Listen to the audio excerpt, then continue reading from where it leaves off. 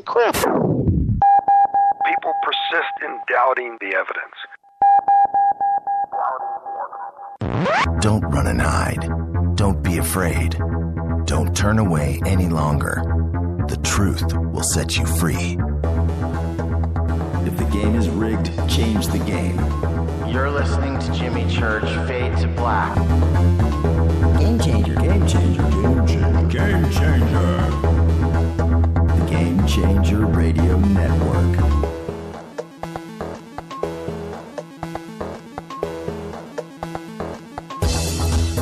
We're turning all of our antennas towards Jimmy Church. And now, your host, the captain of conspiracy, the prince of paranormal. This ain't your daddy's radio network show. This is Jimmy Church, Fade to Black.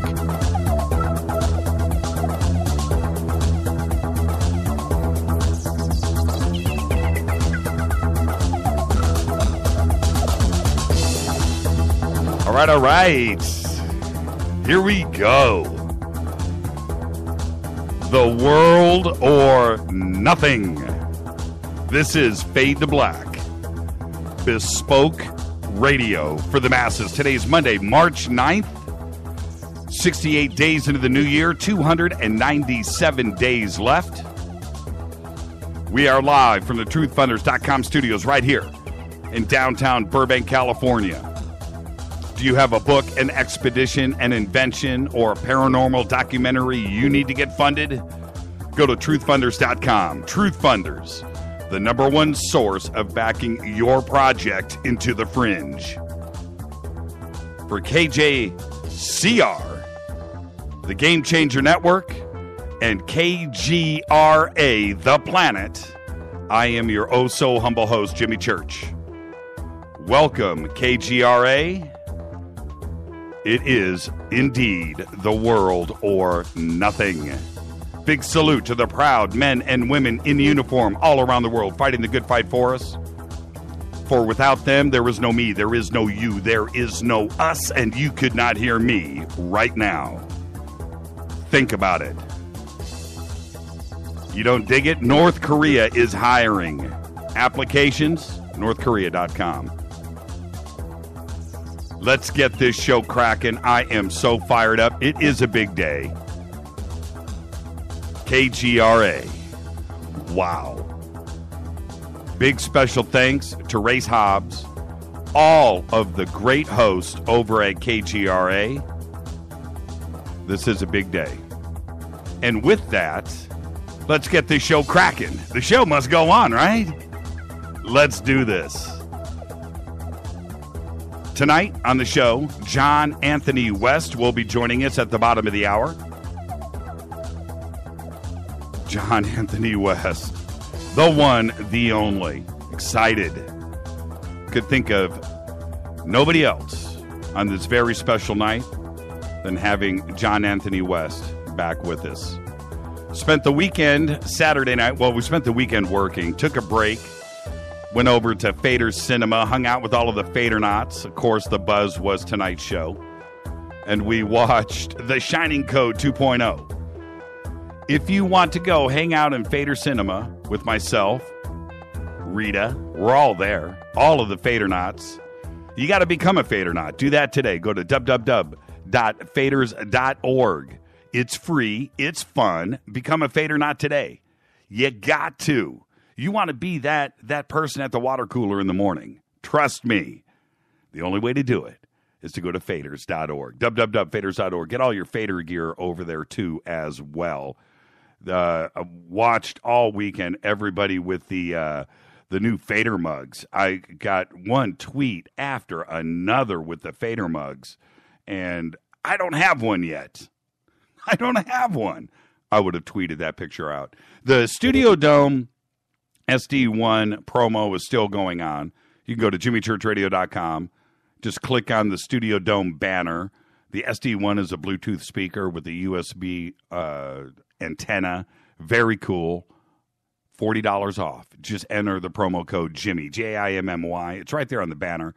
Get $40 off the list price of $99.99. $59.99 and free shipping. Go now. Tonight is a very big show. And one of the cool things about doing this show, Fade to Black, is events like Contact in the Desert. Contact in the Desert is May 29th through the 31st in Joshua Tree, California. You will never see another speaker lineup and researcher lineup and presentation lineup like they have out there. Tonight, we're going to go through the latest winners tonight, the latest round. We'll do another round on Thursday. But you want to go, and we are giving away tickets. Go to jimmychurchradio.com, click on the Contact in the Desert banner. It's right there. It's simple. Go and enter.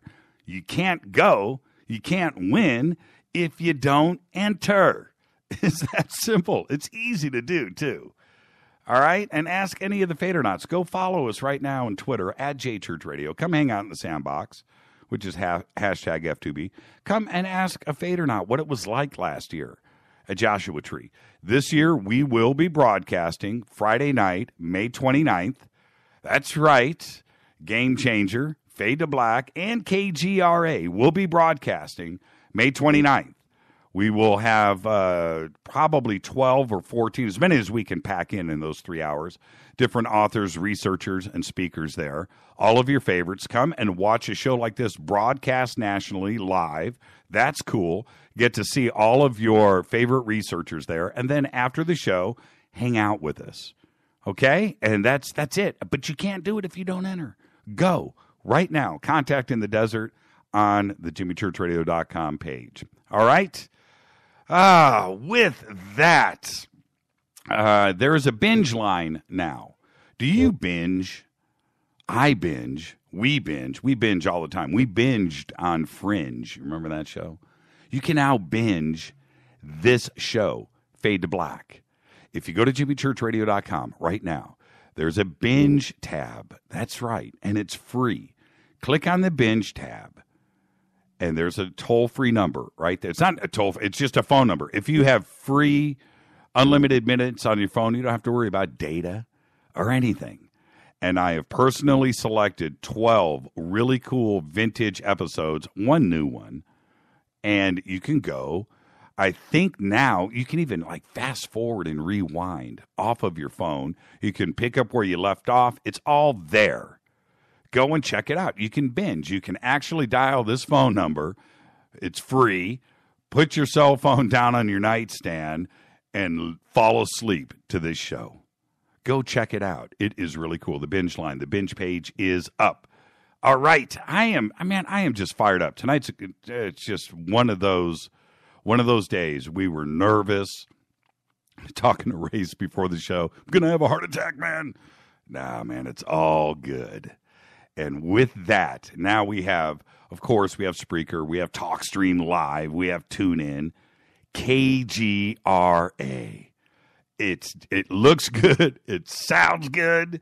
When I say it, I am just fired up. So for all of you KGRA listeners tonight that have never listened to this program, let me tell you how this goes down. It's very simple.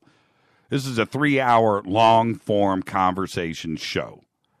Just like the old days of radio, when you would sit at night and listen to your AM radio on your nightstand while your parents were sleeping. You had to turn it down so you wouldn't wake them up, but you were listening to just some crazy stuff, and you would go on a journey all night long. That's what this show is. So just get comfortable. Get your drink of choice. Fire up a heater. Get close to the speaker. Just snuggle up and just have fun. That's what this show is about. I have no scripts. I have no questions. I have nothing prepared. These are always, on every single show, open-ended conversations between my guest and you. You get to sit and just listen like you're sitting on my couch in my living room with us. And that's what we do. We're going to do that tonight with John Anthony West. We have nothing but the biggest and the best and the brightest on this show every single night. All right? I just got to say, it is just an honor and a privilege to have KGRA with us. Now, let's get the show cracking. Today, guitarist Robin Trower is 70 years old. Robin Trower. We all remember that album, Bridge of Sighs. All of us wannabe guitar players back in the 70s. That was the secret go-to album, before Van Halen came along. You had to have Robin Trower, Bridge of Sighs. Thing was released in 1974, and I wore out like 5 different versions of that record. Happy birthday, Robin Trower. Our dead guys' birthdays today are you ready? Chess master Bobby Fischer, 1943 to 2008, regarded by many as the greatest chess player of all time, and starting at age 14, played in and won 8 U.S. championships, then disappeared. Cosmonaut Yuri Gagarin, 1934 to 1968. He died at the age of 34, who became the world's first man in space in 1961. He spent a total of 1 hour and 45 minutes in the void. And on the 27th of March, 1968, after all of that, probably the most famous man in Russia, too, while on a routine training flight from an airbase, he and flight instructor Vladimir Sogogin died in a MiG-15 crash. The cause of death that killed Gagarin is still not entirely certain, and it has been a subject to speculation and conspiracy theories for all of us ever since. Yuri Gagarin, unbelievable, 34 years old. Happy birthday, Yuri. An hour in space back then. Can you imagine? Oh, geez. All right. I wanted to get to a couple of things really quick. Tonight, John Anthony West. Tomorrow, are you ready? Peter Lavenda. That's right, he's back. Peter Lavenda is going to be with us. Wednesday, we're going to have a very special Fader night. Why on Wednesday? Because Thursday, Michael Tellinger will be joining us live from South Africa. Tonight, I talked to Jaws earlier today. I said, man, let's take some phone calls tonight. He said, yeah, I don't do that often. Let's do it. Really? I said, yes. So get ready. Tonight, if you've ever wanted to speak to somebody about Egypt and Gobekli Tepe and all of the Sphinx, all of that vast knowledge of a guy like John Anthony West, the call-in number is 323-825-5045. You can also Skype in Fade to Black 14. Follow us on Twitter at JChurchRadio. You can email me throughout the show, Jimmy@jimmychurchradio.com. You can also go over to the contact page, and where we use non-NSA specially encrypted servers. But you got to make it good. If you don't make it good, it doesn't get past the producers. Doesn't get past I don't read it. Make it good. Make it right. And with that, I would like to say, welcome, KGRA. This is Fade to Black. I am your host, Jimmy Church. Welcome to everybody listening all around the world, all across the United States, hither and thither, to and fro, back and forth, up and down, far and near. This is Fade to Black, bespoke radio for the masses. I'll be back right after this. Do not touch that mouse.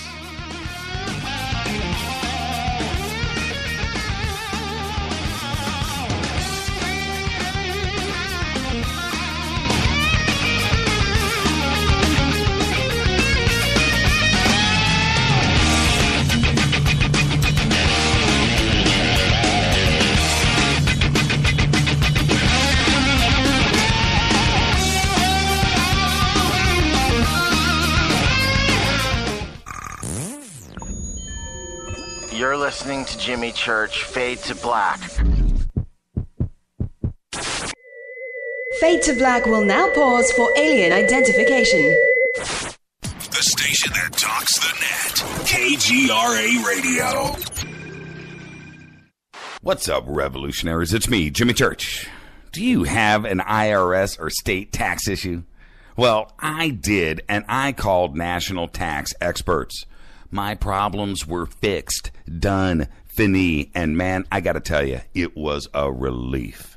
National Tax Experts are a recognized tax office that services clients in all 50 states. It doesn't matter where you live. Give them a call. I'm telling you, they take the time to understand each and every client's individual financial status as well as their financial goals. And that's exactly what you need, my brother, when you're taking on the evil three-letter. So, seriously, give them a call today at 1-877-909-5444.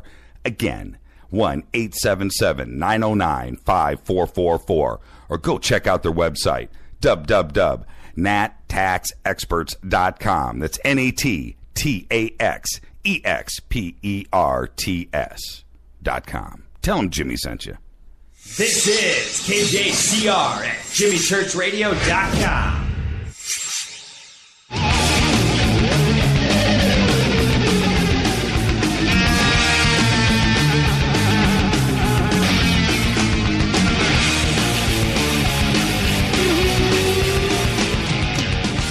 All right, everybody, welcome back. Fade to Black.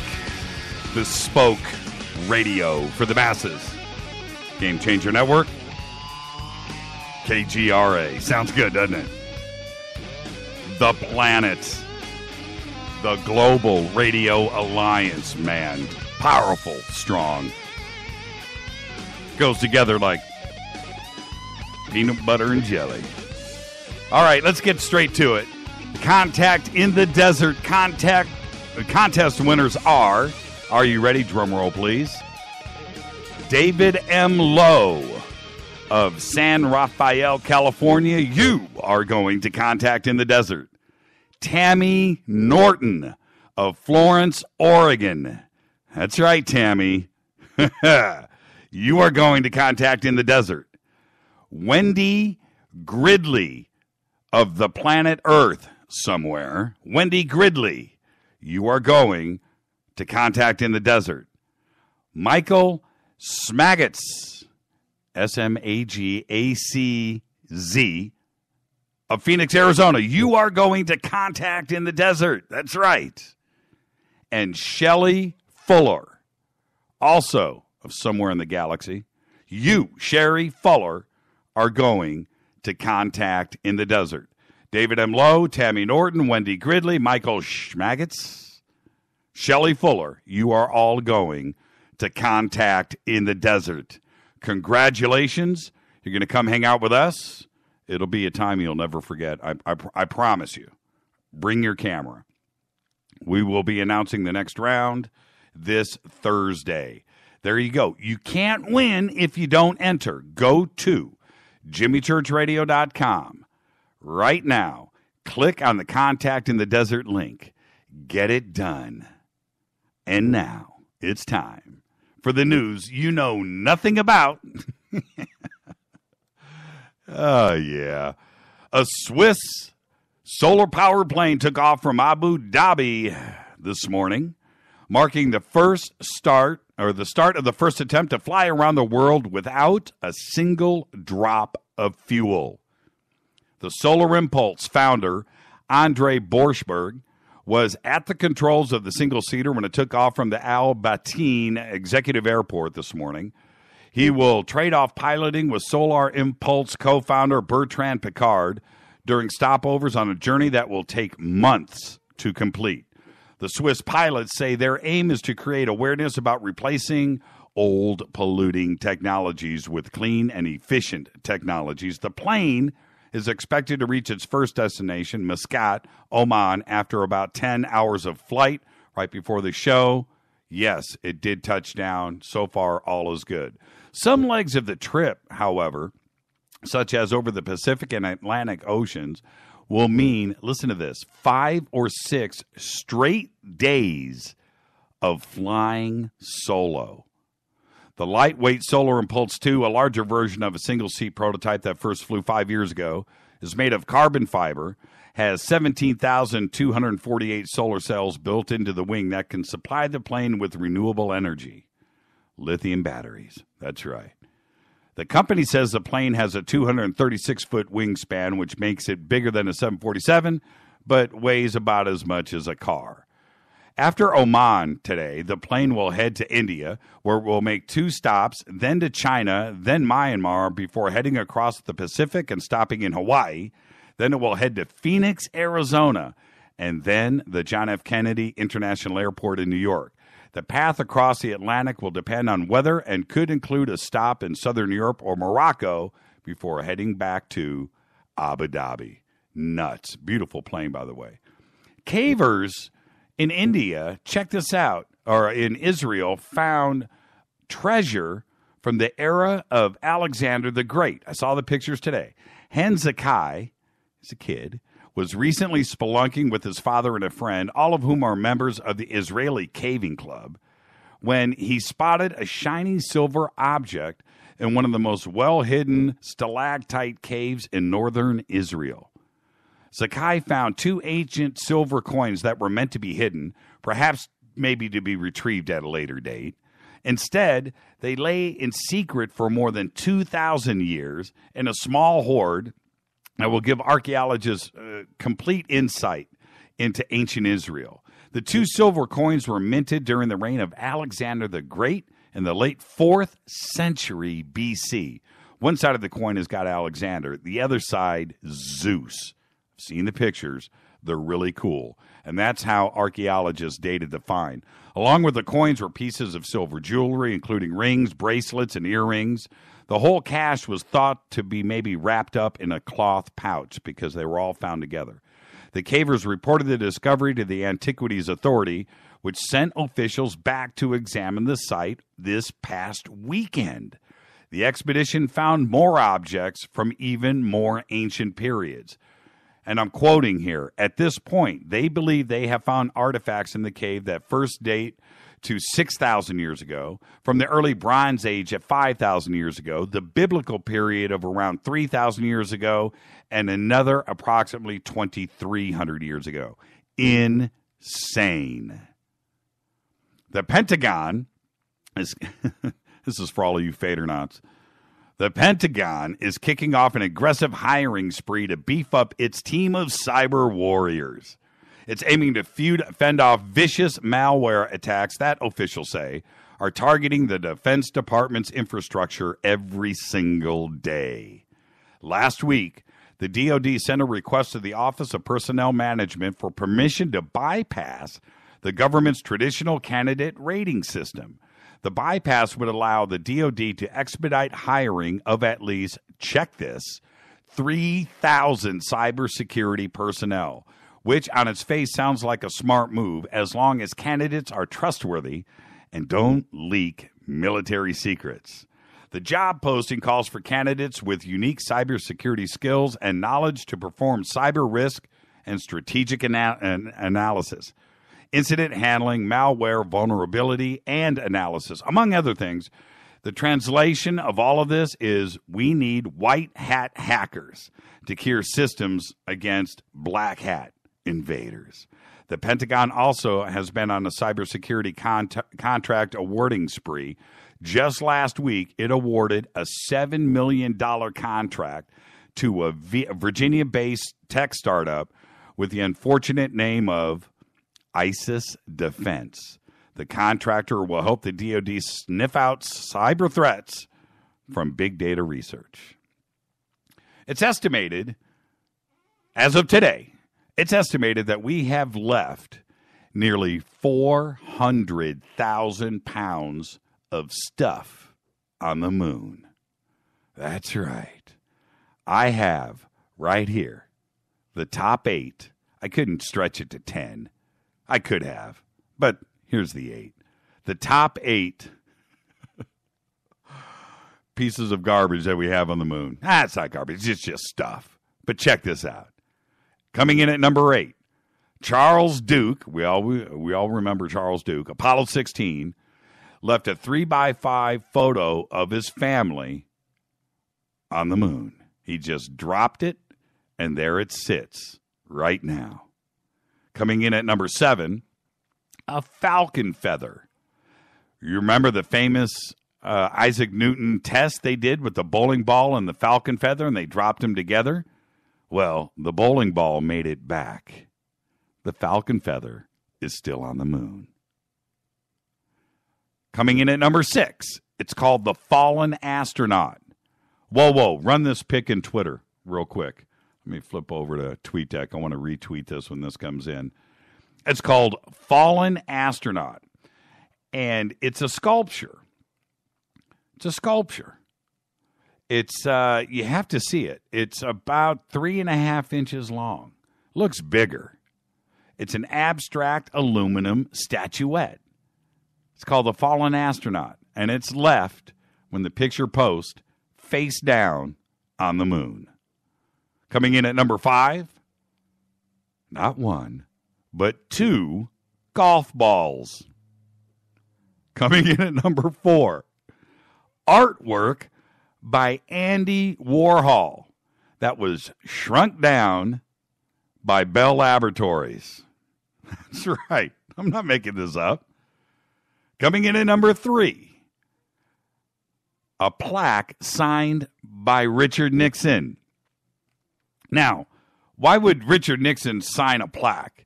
He came in, he had as president 6 months to do with Apollo. But he gets a plaque on the moon that he signed. Coming in at number 2, I'm not making this up, 12 pairs of space boots. And then number 1, stuff left on the moon. 96, not 95, 96 bags of urine and feces. That's why you come to Fade to Black, right there. Right there. ISIS is continuing to bulldoze its way through the cultural heritage of Iraq and Syria with the ancient Assyrian capital of Khorzabad. Apparently, the extremist group's latest archaeological victim has been mowed down. Iraq's Ministry of Tourism and Antiquities said today it had received reports that Khorzabad, about 19 kilometers, 12 miles northeast of Mosul in northeastern Iraq, has been destroyed.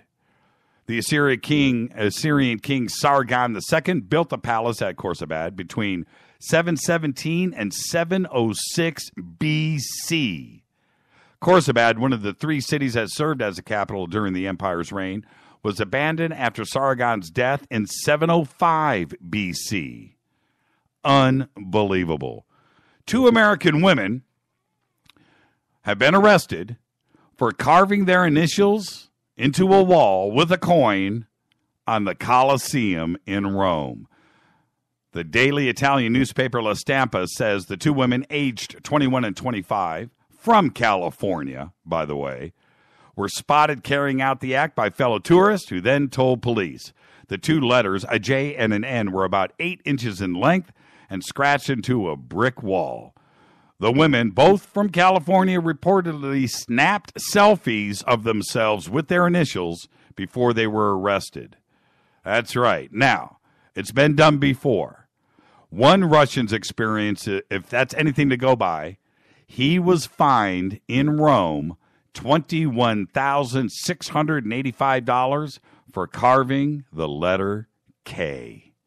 And with that, that's all the news that you know nothing about. This is Fade to Black, bespoke radio for the masses on the Game Changer Network. I am your host, Jimmy Church. Now, today, KGRA, the planet, the Global Radio Alliance, is walking step for step right next to us. So proud. Thank you, Race. Thank you, KGRA family, everybody over there. So happy to be here. I'm your host, Jimmy Church. I'll be back with John Anthony West right after this. Stay with us.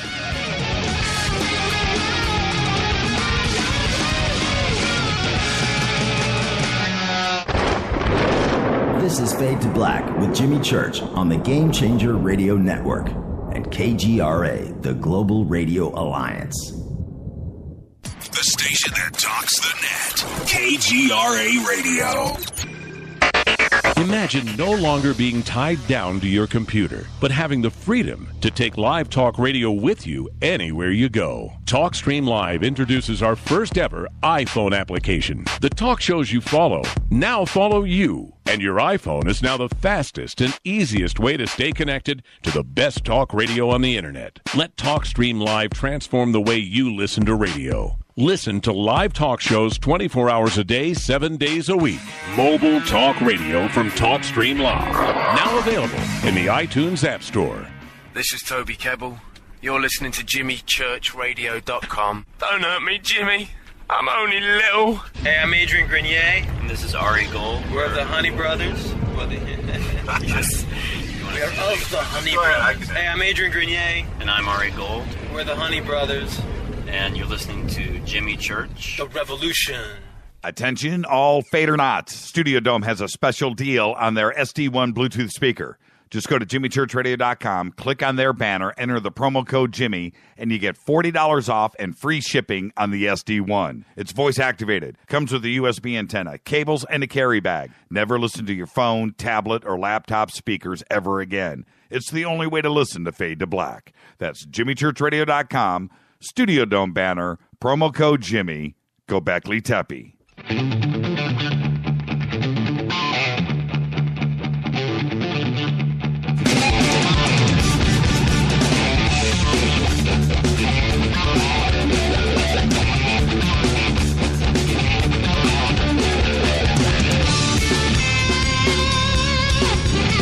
All right, everybody, welcome back. Fade to Black, Bespoke Radio for the masses. I am your host, Jimmy Church. I'm going to say this really quick before we bring Jaws on the show. There are a few people on this planet that walk around with the knowledge of John Anthony West. And my conversations with him over the last year, every single one, just absolutely extraordinary. And he changed my world. I'm going to guess here. I'll ask John when he comes on, but I'm going to say 2003, 2004-ish. He came out with a nine-part DVD series on Egypt that I watched countless times, over and over again, until this very day. It changed me. Very few people have had that effect on me like John Anthony West has. His research is second to none. John Anthony West is an independent Egyptologist. He has won an Emmy Award for his documentary, Mystery of the Sphinx, hosted by Charlton Heston. John Anthony West is a writer. He's a scholar. He was born in New York City. He is the author of The Traveler's Key to Ancient Egypt and consulting editor for the Traveler's Key series. His previous book, Serpent in the Sky, The High Wisdom of Ancient Egypt, is an exhaustive study of the late R.A. Schwaller de Lubitsch. John Anthony West is today the leading authority and proponent of the Symbolist School of Egyptology, an alternative interpretation of ancient Egyptian culture advanced by the French scholar and his philosopher, that's right, de Lubitsch. In the symbolist view, Egyptian architecture and art disclose a richer and more universal wisdom than conventional Egyptology has assumed. Mr. West lectures extensively on Egypt and personally leads several in-depth study tours to Egypt every single year. And this May, he just got back, and we'll be talking to him about his latest trip to Egypt, and he'll be speaking at Contact in the Desert, May 29th through the 31st, along with yours truly and a whole host of others. And matter of fact, last year, he jumped on the microphone with us when we broadcasted.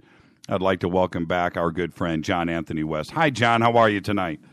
Hello, Jimmy Church. I'm just fine. Great to hear your voice. You're back. Yeah, I am back. Yeah, I'm back. All right. After back-to-back tours to Egypt, yes, I'm back. Yeah, when I talked to you last week, it looked like you were literally walking in from the airport. Is that pretty much what happened? Well, not quite walking from the airport, which is a long way away, but I was walking from the shuttle that took me back to my house. Yeah. It was, I had bothered you. I know you were looking at, I was like, John, I've got to get you on. We have a special day. We've got to get you on. And I was probably your first phone call when you got back home. No, there's lots of other people bothering me too. I felt so bad. The way that, anyway, the point being, I caught you when you got back and we got you right onto the show. Thank you for taking the time. You're probably still recovering from jet lag. No, I'm actually not recovering from a plentiful supply of vodka this evening. But your time thing is wrong. I mean, arrange things differently so that it's not 10:30 when I go. Oh, you know what's funny?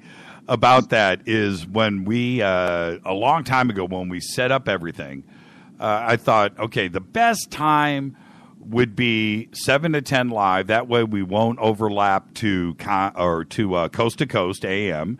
And so when everybody was here, they could go from this and roll right over to coast, and we wouldn't interfere with each other. And then it wouldn't be so bad for the guests coming on the show on the East Coast.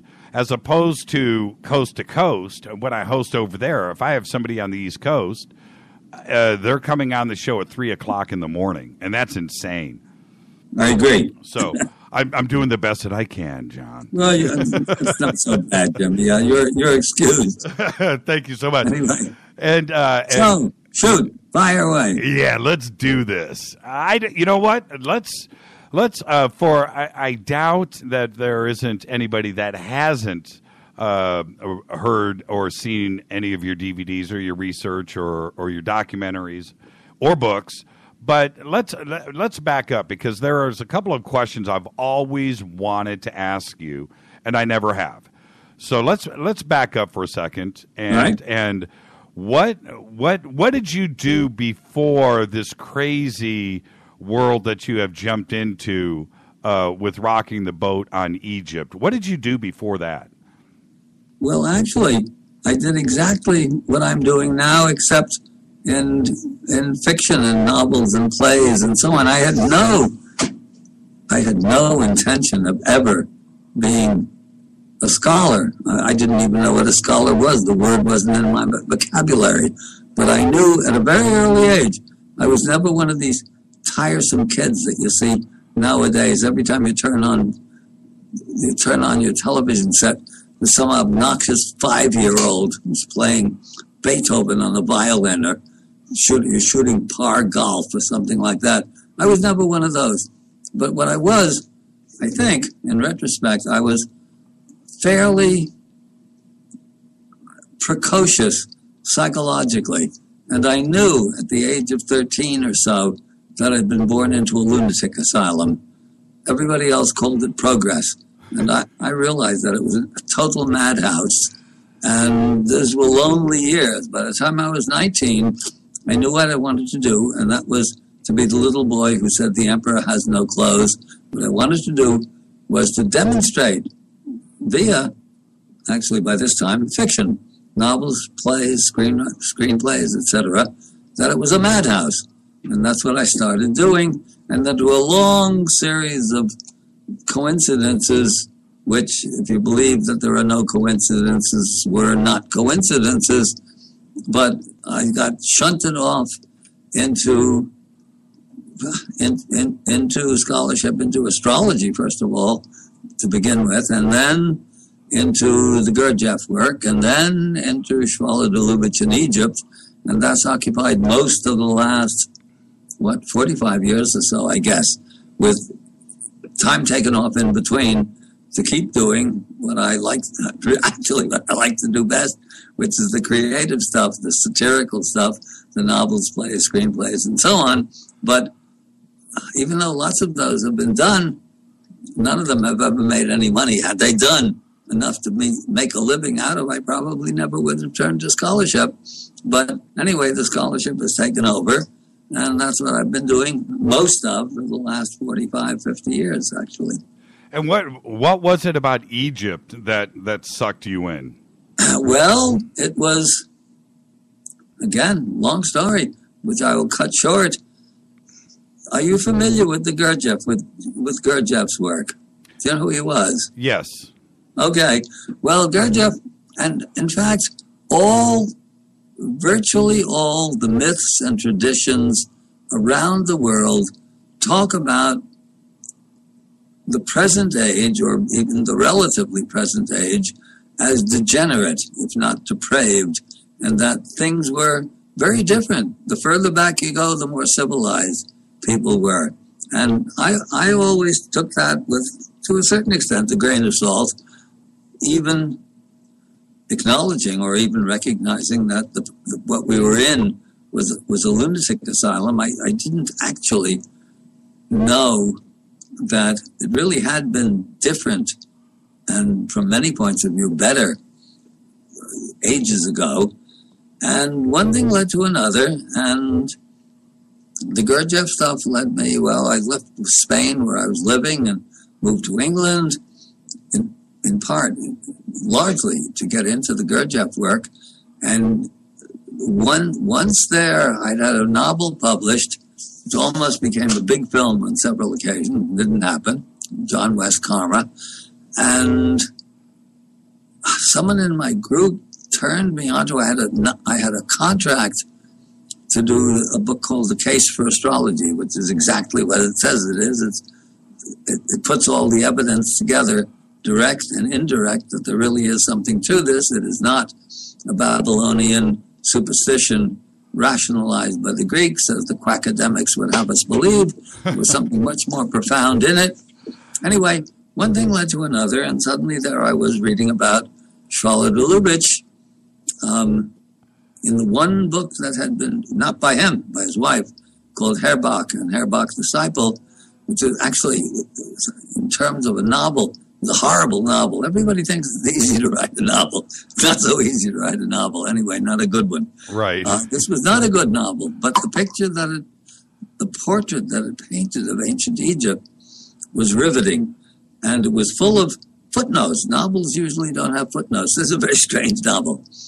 And it kept on referring to the author, Isha Charlotte Lubitsch, who was R.A. Charlotte Lubitsch's wife, kept on referring to his book, Le Temple de l'Homme, The Temple of Man. And finally, I bit the bullet. I was living in London at the time, with my ex-wife, and went all the way across town. I lived way the hell out. It was sort of like living in the Bronx and trying to get to the New York Public Library. Right. And they had a copy of the book, The Temple de l'Homme. Nobody had ever opened it. You could tell this because, I don't know if you know this, French books, now I think it's different, but they always came in paperback and uncut, the signatures uncut. In other words, publishing is done in signatures, 16 pages, and you have to cut them yourself. It's a kind of, it's funny. Oh, yeah. I know what you're talking about. It's like a ritual. It's almost like deflowering the book. Right, be the first one. Book. Yes. Cut the pages. Well, this book had been there since the book had been published 11, 12 years ago, and nobody had ever taken the book out. The pages were uncut. So I cut the pages, and I realized, having lots of background by now, many, not many, but 3 or 4 years of intensive reading. And I realized, as I cut the pages, that this was magisterial. This was a fantastic work of scholarship. And, when you're a pro at something, by this time I was a pro. I had a lot of things published, a couple of plays done. Nothing ever made me money. But anyway, things were done. And if you're a pro, if you're a musician, you hear somebody play a scale and you know if the guy can handle the instrument. If you're a baseball player, you watch somebody take 3 swings of the bat. You know he can play the game. Well, I'm a pro. So even back then, I saw a few pages and I realized that this was something really extraordinary. And I didn't have much French. It was entry-level French. And I went back and forth, lived way the hell out of town. And I couldn't get a copy of the book. It disappeared, from France. And so I went, 10 months or so, every day to the library with a dictionary at my side, learning enough French to read this impenetrable book. And then eventually that led to, I had a long chapter in the astrology book, which really didn't belong there, but I couldn't resist putting it in there because nobody knew about Schwaller in English. Didn't have much of an audience in France either. And so I couldn't resist putting it in there. And then publishers came to me and asked if I'd do a book on Schwaller. And I said, yeah, that interested me more actually than the astrology. And so one thing led to another. And I worked on the book, and everything takes me 4 times as long as anybody else. This is one of the reasons why I never really make any money. And in one of the ancillary books that Schwaller wrote toward the end of his life, he came up with a single line looking into the Egyptian belief that their own civilization was much, much older than academics now accord, 3400 BC. And the Egyptians had certain documents that said, no, it was much, much older than that, which, of course, the quackademics simply dismiss out of hand, as though they know more about Egyptian history than the ancient Egyptians themselves. Right. And that was the line that the Great Sphinx of Giza is, Schwall is quoting exactly. Of course, the Great Sphinx of Giza shows unmistakable signs of aquatic erosion. And when I read that, I realized that was a kind of a revelation, because all the rest of the chapter, interesting, scholarly though it was not science, and you couldn't turn it into science. It was an interpretation based upon the records left by Greco-Roman interpreters of the Egyptian priests who were living, this is 1st, 2nd, 3rd centuries BC and AD. But aquatic erosion, that was, at least in theory, science. That was geology. And so one thing led to another. Long story, which I won't go into here, because even if we have 2 hours, it would take 2 hours to tell the whole damn story. And I eventually, doing my own homework, I'm not a geologist, but eventually got in touch with my colleague and friend Robert Chalk, who eventually, after being very, very cautious about the whole thing, backed up the whole idea that this is water erosion. It's water erosion. It means that the Great Sphinx of Giza, almost unarguably the most spectacular sculpture on Earth, was carved at a time before there's supposed to be any civilization at all, and the temple surrounding it, built of blocks of stone practically the size of this room. It's a small room, as rooms go, but still pretty big for a piece of stone. Built of such blocks of stone was that we couldn't reproduce today. In other words, the great boast of our present civilization, you might say, is the notion that we are the most advanced human beings that ever existed on the face of the earth. And most of that belief is based upon our technology, not our philosophy, not necessarily our art, but right, mostly our technology. And here we're confronted by temples built of blocks of stone that we, with our great technology, couldn't put in place today. Probably we could if we put our minds to it. We can fly to the moon. We can do all sorts of fantastic things. We can create bobblehead dolls and striped toothpaste and all kinds of wonderful things that the Egyptians couldn't do. But at the present moment, with all of our technology, we couldn't build the temples surrounding the Sphinx, or for that matter, the pyramids. So this was really, this was, from my point of view, this was a mind blower. And then one thing led to another, and here we are talking about it on Fade to Black. Yeah, in 2015, no less. Right. John, let me ask you this. Has your opinion changed since the documentary? In that, what I mean is, you think it's actually older now? Has your opinion changed as more data has come in?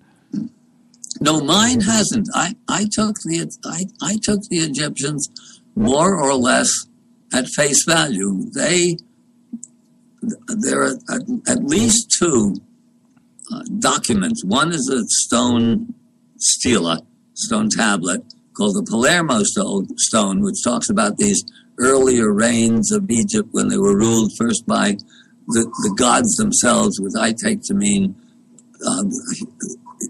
completely realized or enlightened human beings, and then another long period when they're ruled by the Shemsuhar, which are the companions of the followers of Horus, and again, more long years. But the names of all of these rulers are given, and the regnal years, the amount of time that they reign, are given. And when you put all of this stuff together, you get something like 34,000, 36,000 years old. And so I right from the get-go, when I first wrote Serpent in the Sky, And I hadn't found chalk yet, so this is all just my research into geology. And I'm not a geologist, but I can read. Right. I did a lot of research, and as best I could, I did a pretty good job, actually. A couple of substantial mistakes, but unavoidable, because the literature just wasn't there that would have clued me in. Or anyway, I couldn't find it. And so when I finally found chalk and put all of this stuff together, I came up with basically the dates that the Egyptians gave themselves. In other words, you put together all of the years. How big is dog barking? What? Yeah, how big is that dog? My goodness. What? How big is the dog? Big. Come here. Let's see how I can get him. Sabu, come here. Sabu. I want everybody to know I can see John's video feed on my screen here, and he is sitting in quite possibly one of the coolest offices that you can ever imagine. It's exactly what you would think. John Anthony West. Let me see. Let's see. Get him here. Yeah, Sabu. yeah. What is? Oh, yeah. Beautiful dog. Big boy. Oh, man. Here's Sabu. Do you ever saddle him up?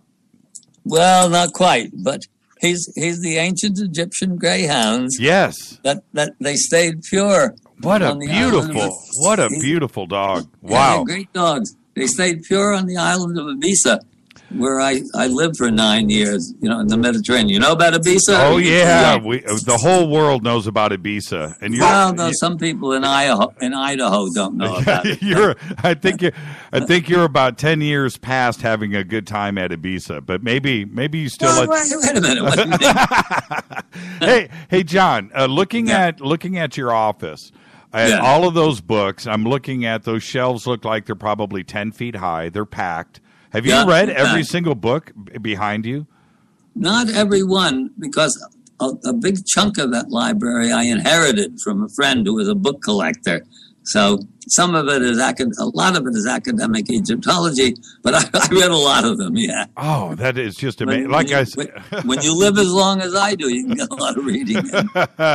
It's a huge office, and it's just. I know it may be your living room. I don't know. No, it's my only room. It's your only room. It is absolutely it's a cabin amazing. That pretends it's a studio. When you and Robert first got together, here you've got this geologist that a peer academic. How much convincing did it take? And what I mean more like time. Did it take a few minutes? Did he see right through it, or did you have to talk him into going to the next step? Okay, we have 2 hours, so I'll tell the story. Sure. I developed this whole theory on my own. Nobody was paying attention. I knew I needed a geologist to back this thing up, because I'm not a geologist. So what do I know? I mean, I can read. As I said, I can read, but I'm not a geologist. So. And I had a friend. I published the book in 78 or 79.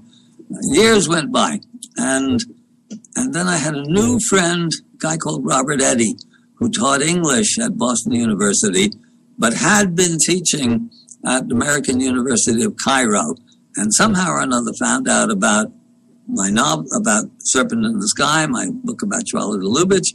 And I guess I'd published by that time the guidebook, Traveler's Key to Ancient Egypt, which is Egypt seen through symbolist eyes.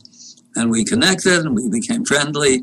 And at one point we were having a dinner, and he said, this symbolist Egypt theory is really important, and it should be better known. I said, yeah, it should be. Is there anything I can do from my academic position to help? And instantly, I hadn't even thought of this before, but instantly I said, yeah, find me an open-minded geologist to look into the water weathering theory. And then I laughed. And he said, well, what are you laughing at? And I said, well, I know from enough previous experience that finding an open-minded scientist is like finding a fundamentalist Christian who loves his enemies. And he said, well, wait a minute. Whoa, wait a sec. There's a young guy at my school. He's only, he's young, but he's had major books published already, trade books, and he could be interested. And so I gave him all the documentation. Initially, he wouldn't even tell me the name of this guy. And he said, no, you're too incendiary. Let me handle this. So I said, okay, you handle it. Months went by, years went by, and he wouldn't tell me the name. He'd report back, yeah, he's kind of interested, but he's very skeptical. Anyway, and then finally he said, well, he doesn't want to even talk to you until he's up for tenure. And I realized this is not a cop-out. This has to do with a ancient lost civilization. And if you're an academic and they know, your colleagues know that you're looking for a lost civilization, in other words, the A word, Atlantis. Yeah, right. If they know that, no tenure. So I could appreciate this. And finally, he was up for tenure. I said, okay, now we'll meet you. So I went to Boston University, and Shock arranged a talk to interested faculty and students. And one thing led to another, and we got on very well together. And he agreed, if we could put the money together, that he couldn't just say, okay, he was interested, but very skeptical. He had to go there in order to be able to come to any sort of a decision. So we somehow or another scraped together a little bit of money to get him over there with a skeleton, a friend of mine who was doing the video, film it, and you couldn't get a declarative sentence out of him, over the course of a week of study, but he was obviously interested. Again, one thing led to another, bit more money. We'll pick it up. Hey, John, we'll take a break. We'll pick it up right at the... Yeah, exactly. Fade to Black, talking with John Anthony West. We'll be back. I'm your host, Jimmy Church. We'll be back right after this. Stay with us.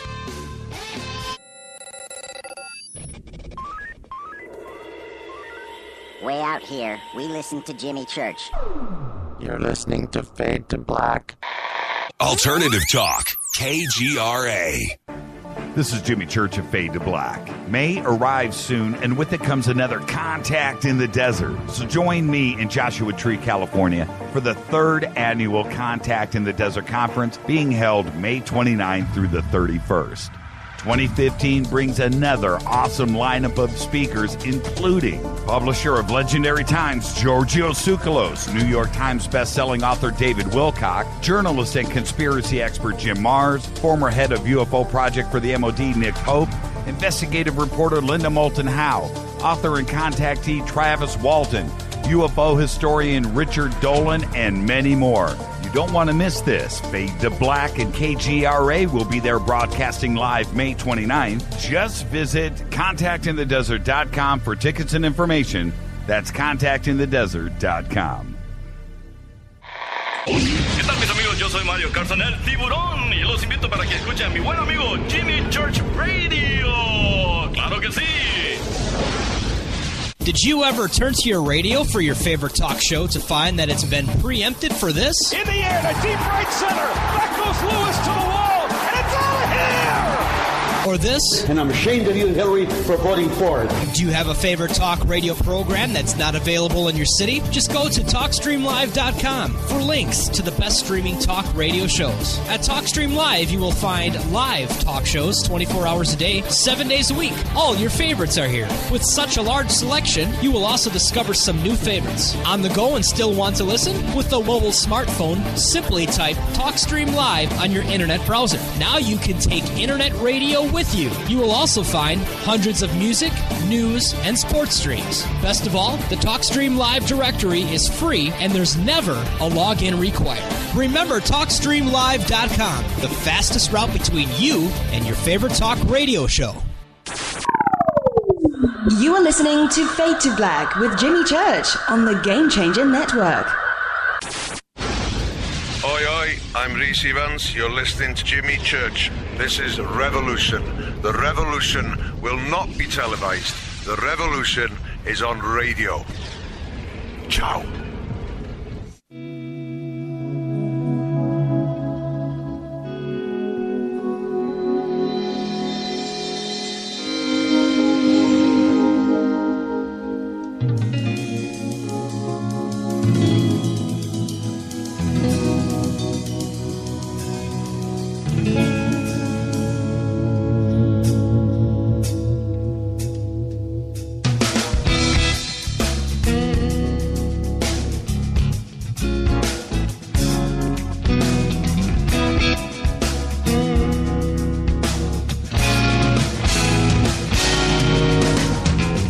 All right, everybody, welcome back. Fade to Black, bespoke radio for the masses. I'm your host, Jimmy Church. We are speaking with John Anthony West, our good friend. He just got back from Egypt. Yeah, that's right.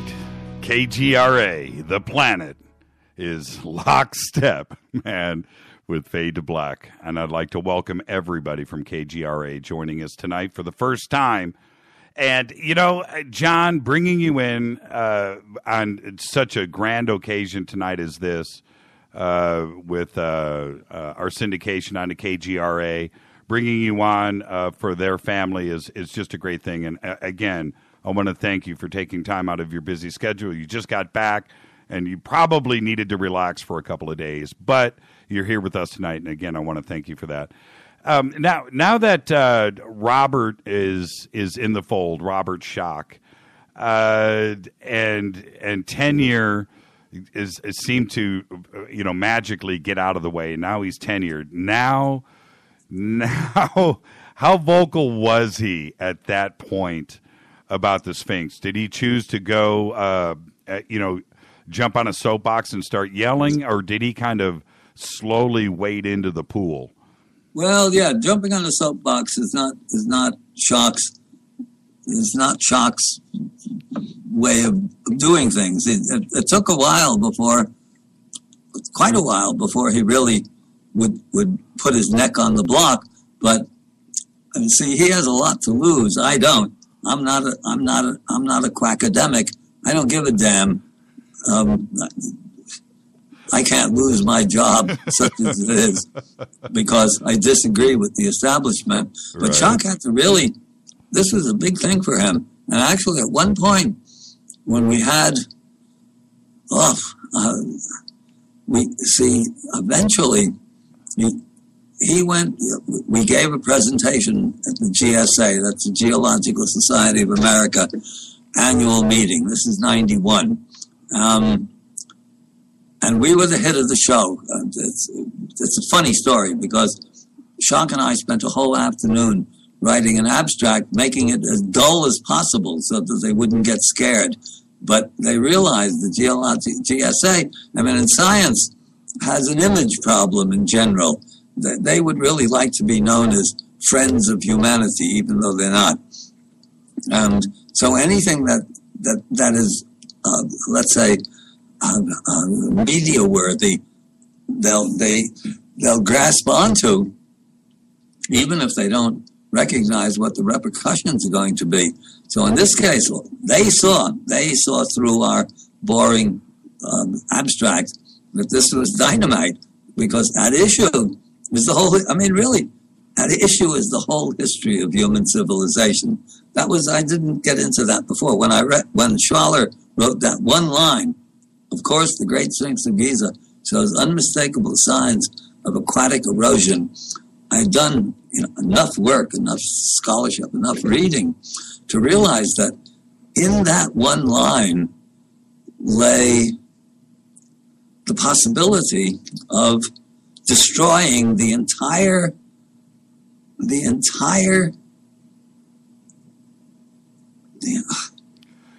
picture that we all get, everyone who's gone to school past the 4th grade has had beaten into him or her the notion that we're the most advanced beings that have ever been, and that civilization starts with the Greeks, not just the Egyptians and the Sumerians and all the rest, with the Greeks at around 500 BC, and that everything before that is kind of, in Egypt's case, magnificent superstition.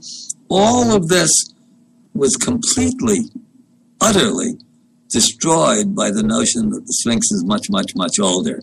I went into this a little bit before. Anyway, wait, I'm almost losing my thread. No, but I'm gonna help you out with that thread. I'm gonna help you out with that thread. What about? And I don't want to segue too far to the left or to the right, but what about the Great Pyramid? Is when I have, and you and I have discussed this before, both on and off the air, I am of the belief that the Great Pyramid was there. When Upper and Lower Egypt came together, they came together, and that thing was already sitting there for a few thousand years. It was a gift from somebody else.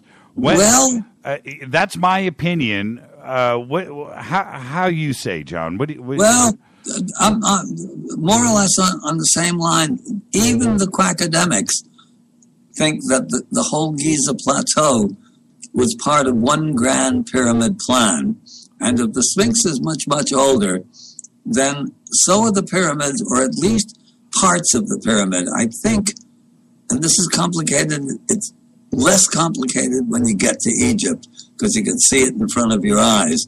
But what we see now, the present pyramids are largely, but not entirely, Old Kingdom constructions, as the academics insist. However, it's quite clear with certain of them, Great Pyramid less clear, but the Khafra Pyramid, the other pyramids, very clear that they're built in stages, because you see different styles of masonry.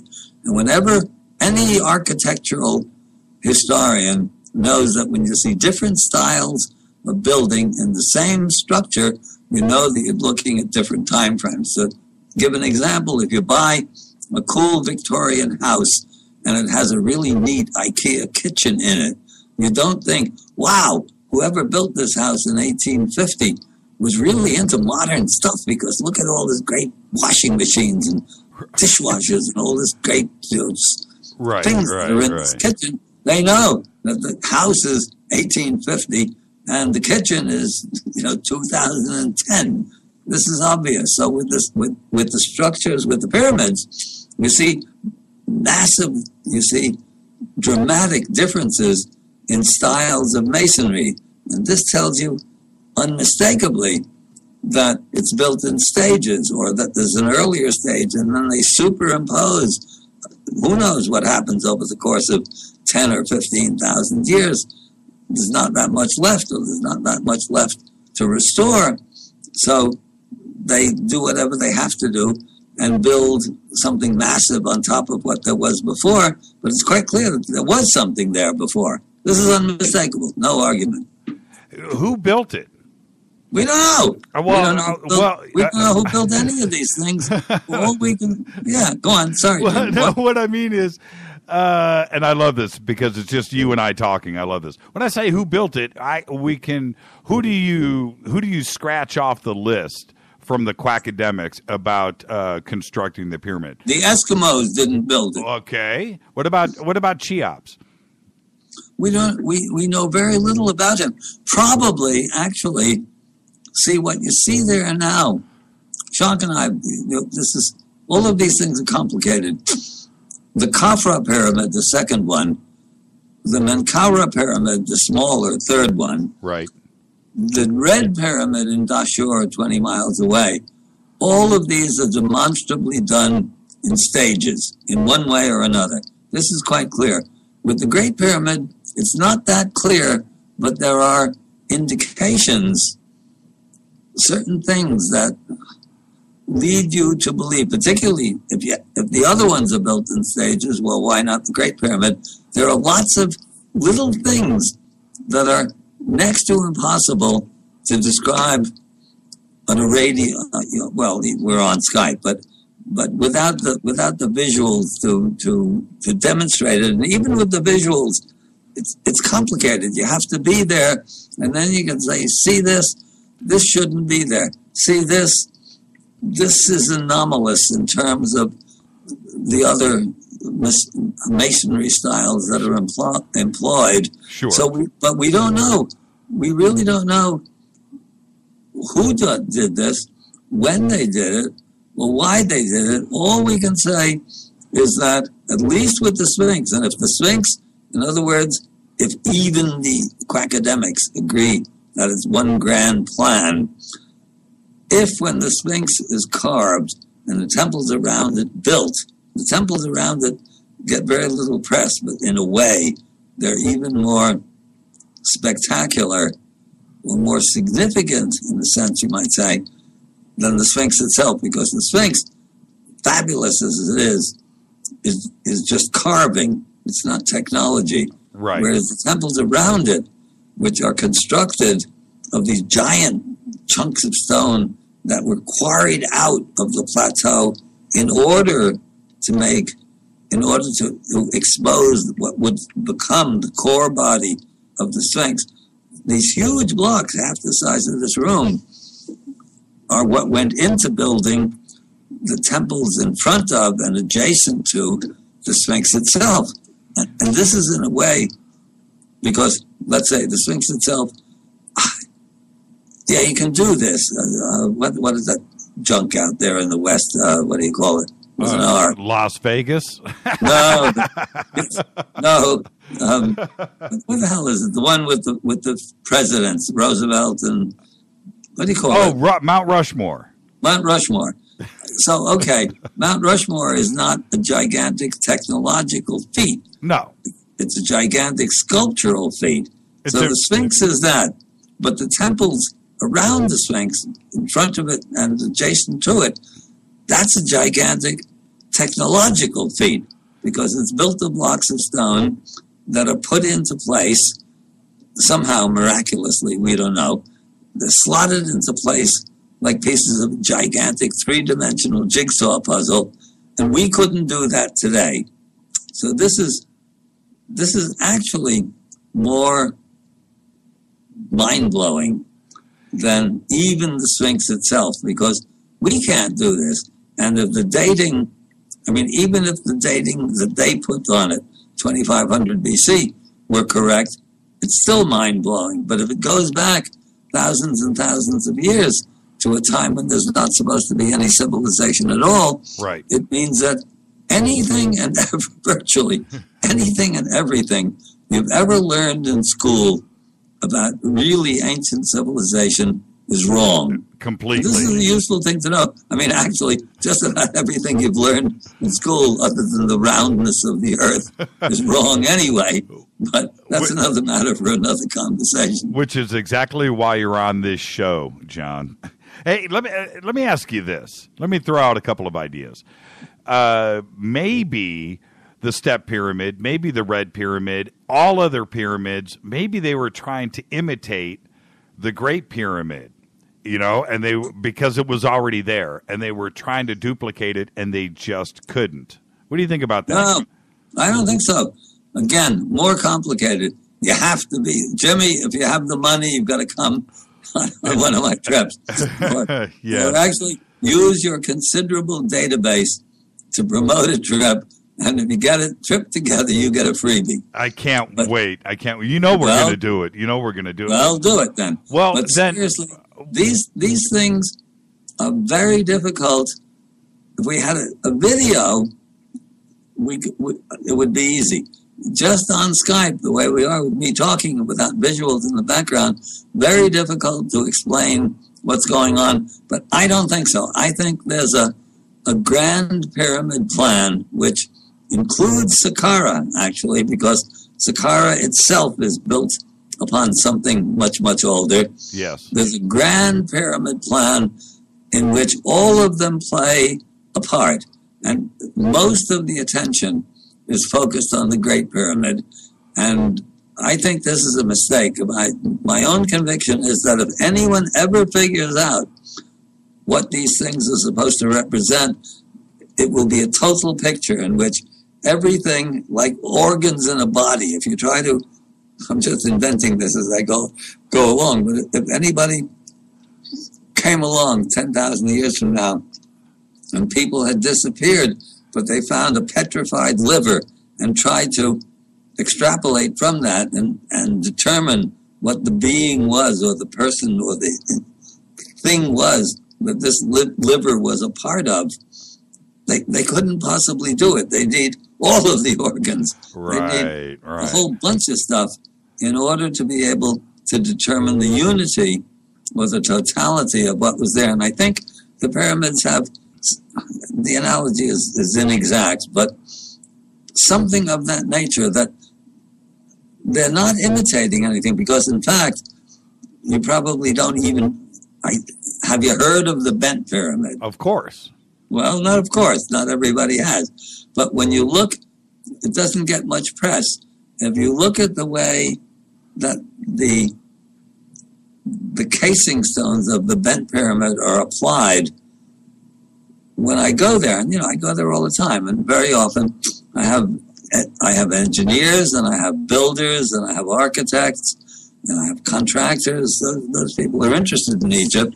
I mean, lots of people are interested in Egypt, but I have, let's say, not a majority, but I often have those people with me. Sure. And when we go to the bent pyramid, and I say, okay, you guys, how do you account for the way the facing stones are put into place? And when they really look at it, they're mind blown, because it doesn't seem possible that people could have done it. It's much more complicated than the Great Pyramid. And the bent pyramid, actually, the facing stones are about 60% complete, because once they're put into place, it's next to impossible to imagine them without removed. it. Yes. Probably the reason that it's only 60% in place is probably over long periods of time there are occasional earthquakes that dislodge some of the stones. But anyway, when you look at these things, this is one of the things about Egypt. I often say, when I start a lecture off, I often say that Egypt is like sex. That gets everybody's attention. And then, so why is it like sex? Well, you can read all about it. That's interesting. You look at pictures. That's maybe even a little bit more interesting. But until you've experienced it, you do not and cannot understand it. And Egypt is like that. I can talk from now till doomsday.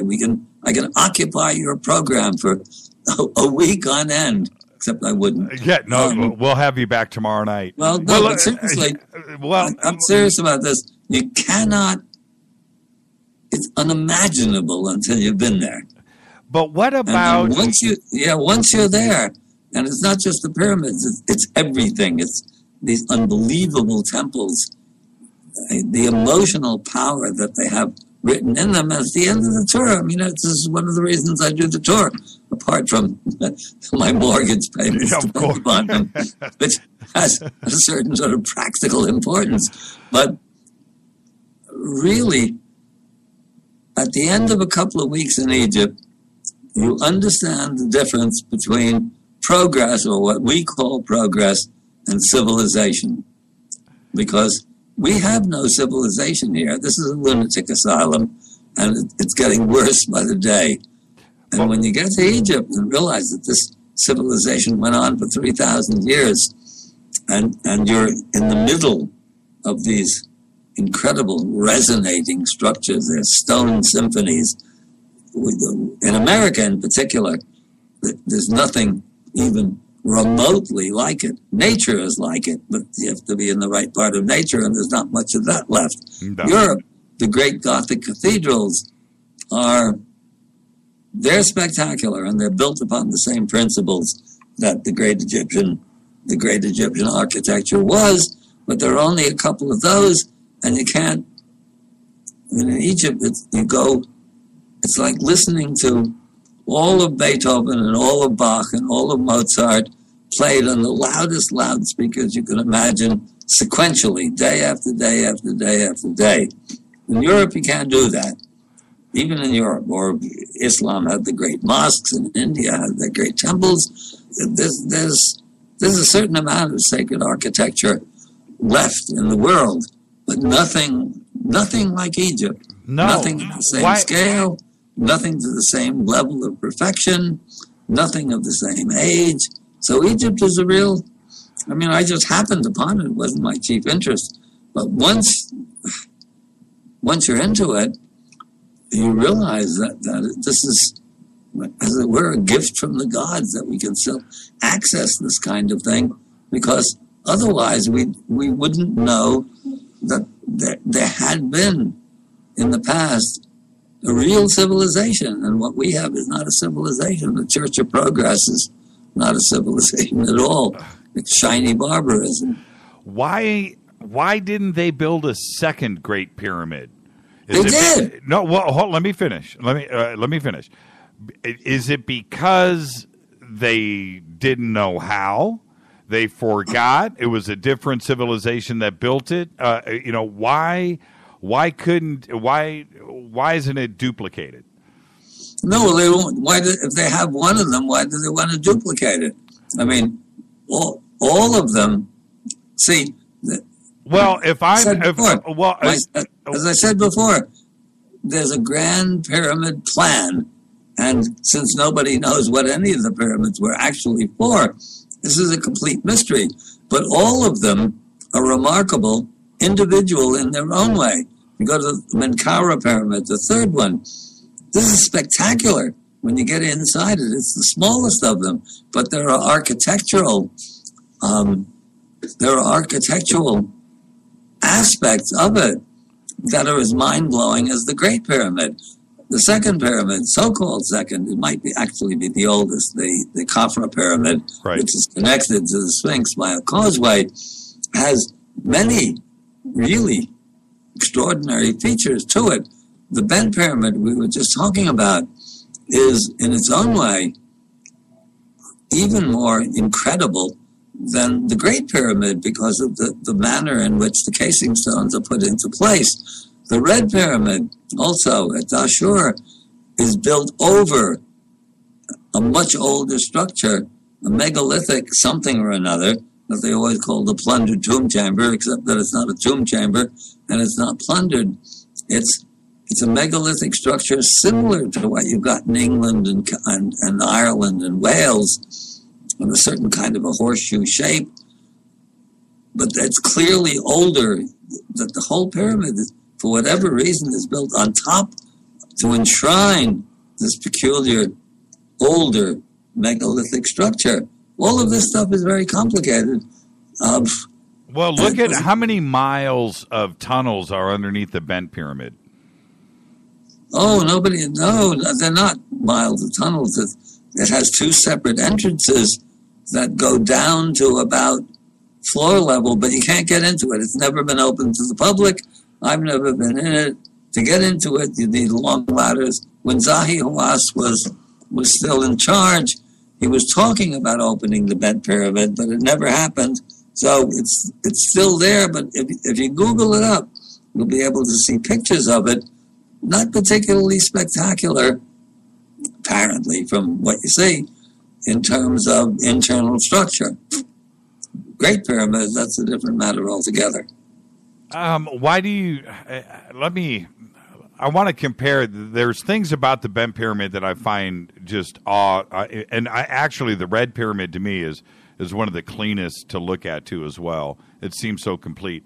But with the Bent Pyramid and all of those tunnels that are underneath that are very deliberate, and then they built a pyramid on top, do you think there's still anything left underneath the Great Pyramid that may be similar in idea and scope to the Bent Pyramid that we just haven't discovered yet? Hard to say. I don't know what you're talking about, Jeremy, when you're saying tunnels under the Bent Pyramid. I don't know of anything about tunnels. There are long corridors and chambers off those corridors that are integral to it, but I don't know about tunnels. Well, yeah, okay. In a video and research that I had watched with Zahi, which it could be meaningless, I don't know, but he was quoted as just saying thousands of feet of tunnels under the Bent Pyramid. Thousands, really? Yes.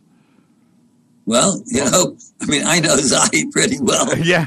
Well, we can move on. I'll send you what I got. Send it to me. Yeah, it's not a big deal, but I guess what I'm referencing is, do you think there's anything underneath the Great Pyramid still that we haven't discovered yet?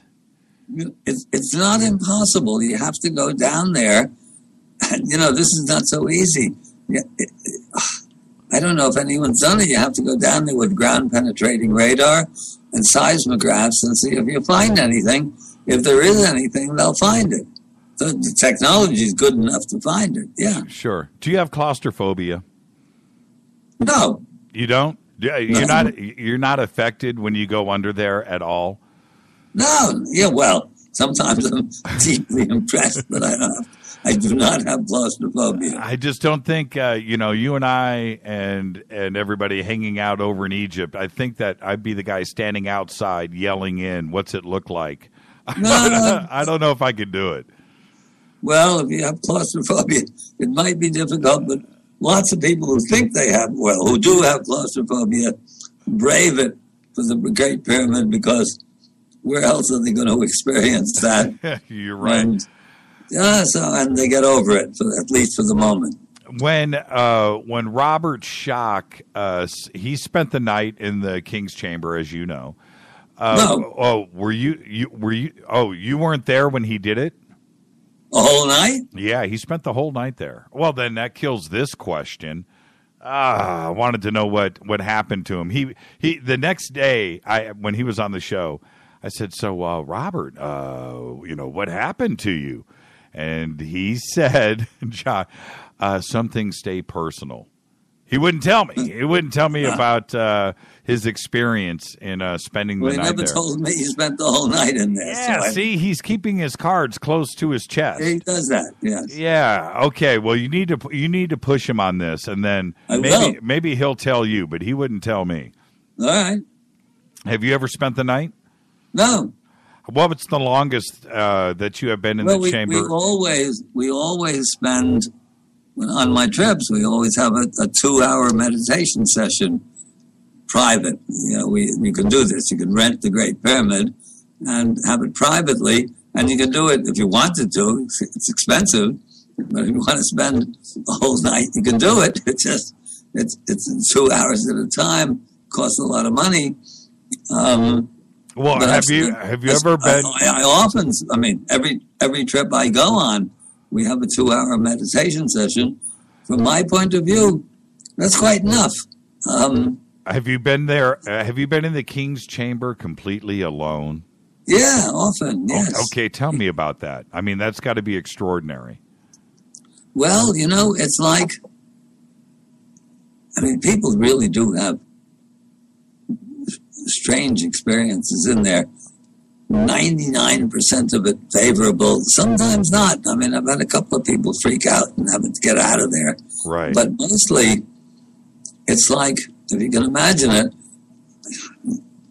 in order to imagine it, you have to know at least something about meditation. And it's like meditating in a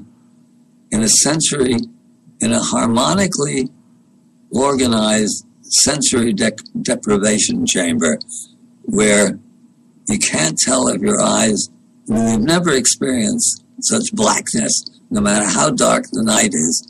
It's not like that. You can't tell if your eyes are open or shut.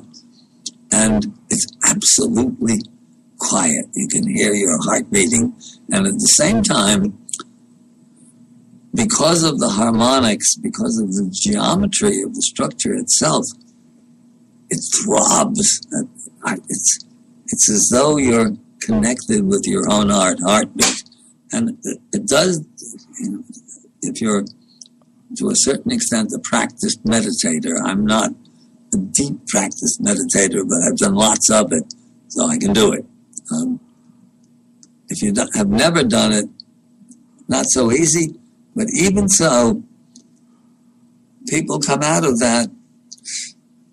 It's very rare that people come out of that without changing. Yes. Without, in some sense or another, changed. We come out of there and everybody gets together and we get in the bus to get back to the hotel, which is just around the corner, as it were. But there's a strange hush. Everybody knows that they've been in the presence of something enormous. And almost never is it just casual. It does happen. People are immune to it or they reject it or whatever. But for the most part, this is a profound experience. I'm speechless right now. Just listening to your description, just kind of took me there. And the thought of, a blackness around you where you can blink your eyes or shut your eyes and open them and not have any difference at all in perception. It's really weird. Yeah. And then you have, of course, and then you have the thought of the weight of the world is above you, all of that stone. and all of it being not only perfect in its carving and construction, but it's harmonically tuned, and that thing is alive. Exactly, Jimmy. All of them are alive. And as I said before, it's like sex. You can't imagine what it's like until you've experienced it. But when you're in it, the fabulousness of it, I mean, unless I always talk about the academics and say that, they're emotionally defective, spiritually dyslexic, and philosophically depraved, so they're immune to it. But anybody with their faculties functioning goes through it, and you get this sense of that it's an instrument. It's not a cathedral. The cathedral is an instrument in its own way, but different. But that it does something, and the enormity of it, and the perfection of the workmanship, the more you go into it, God knows that hard to imagine many people have been in it more than me. I'm still always noticing features in it that I didn't notice before, all of which are completely mysterious, completely mind-boggling, because when you look at them, when you see this, the unbelievable, 2.3 million blocks of stone. Right. And that's a lot of stone. And you go into the corridors and you look at the blocks, but let's say up the Grand Gallery, it's a sloping thing. God knows how the hell they built it in the first place. And you sight down the level of the shear of the wall, and you see that there isn't a ripple in it. You couldn't have a steel building or a glass building anywhere near as perfect as that. It's perfect. And you look at the joints, and you can't slip a knife blade between them. This is impossible. It is impossible. We can't do this today. And it's, in some way or another, effortless, because it goes on for acres and acres and acres. And all of them, the other pyramids are, the bent pyramid in certain ways is even more spectacular. The other pyramids, Khafra pyramid in terms of precision, less so. Menkaure pyramid, equally spectacular, just a smaller pyramid. The whole thing is really a mystery. And anybody who pretends to have the answers is just bullshitting. And when you're there, as I said, the more you know about it, or the more spectacular it is to experience. Probably, and also the less you know, too. The more you know, the less you know. Well, it helps because it helps to know less in the case of the pyramids. Sometimes with temples, sometimes it's good to know. It's good to know something about symbolist Egypt and the whole idea of who the gods were and all of this sort of stuff, that they're cosmic principles, they're not superstitious figments of imagination, of primitive imagination. But with the pyramids, actually, it's not bad to know a whole bunch of stuff. In 1907, I don't know why I remember this exactly, there was a pyramid researcher named Louis B. McCarty, and he said in 1907 that the volume of literature about the Great Pyramid was such that no human being could get through all of it in a single lifetime. That's 1907. So now it's 100 and some odd, 50 X number of years older. And now it's exponentially more. The amount of material on it is mind-boggling. And yet nobody, as far as I know, nobody has put together a case for what they're actually intended for. Nobody. Why do you think, and you're right about that, it's been 108 years since then, the fascination for Egypt, John, is still there. And if you think about, the 1920s and the 1930s, the Egyptian culture that was here in the United States, everybody was, if you were rich, you had a mummy, somewhere in your house that you just bought. And the fascination has always been there, going back to the Greeks, the Romans, going through the Renaissance. I mean, everybody, Napoleon, everybody wanted to, was fascinated with Egypt. And it hasn't gone away. Why is that? Is it because we quite simply don't know? Is that it? No, it's not that. It's that we resonate. Something resonates from Egypt, unlike any of the other ancient great civilizations. I never do a trip without there being X number, a third of the people who say, it's been my dream all my life to go to Egypt, and I didn't do it. And particularly, most of my trips are not young kids. The trip's not cheap. Right. So the kids don't have the money, or they're busy raising families, or whatever. Mostly they're people not necessarily antique like me, but 40s, 50s, 60s. Sometimes the last trip actually was peculiar because it was predominantly men, usually it's women. Most of them very, very smart and also physically fit and big. It was like traveling with a football team. Very strange. But anyway, the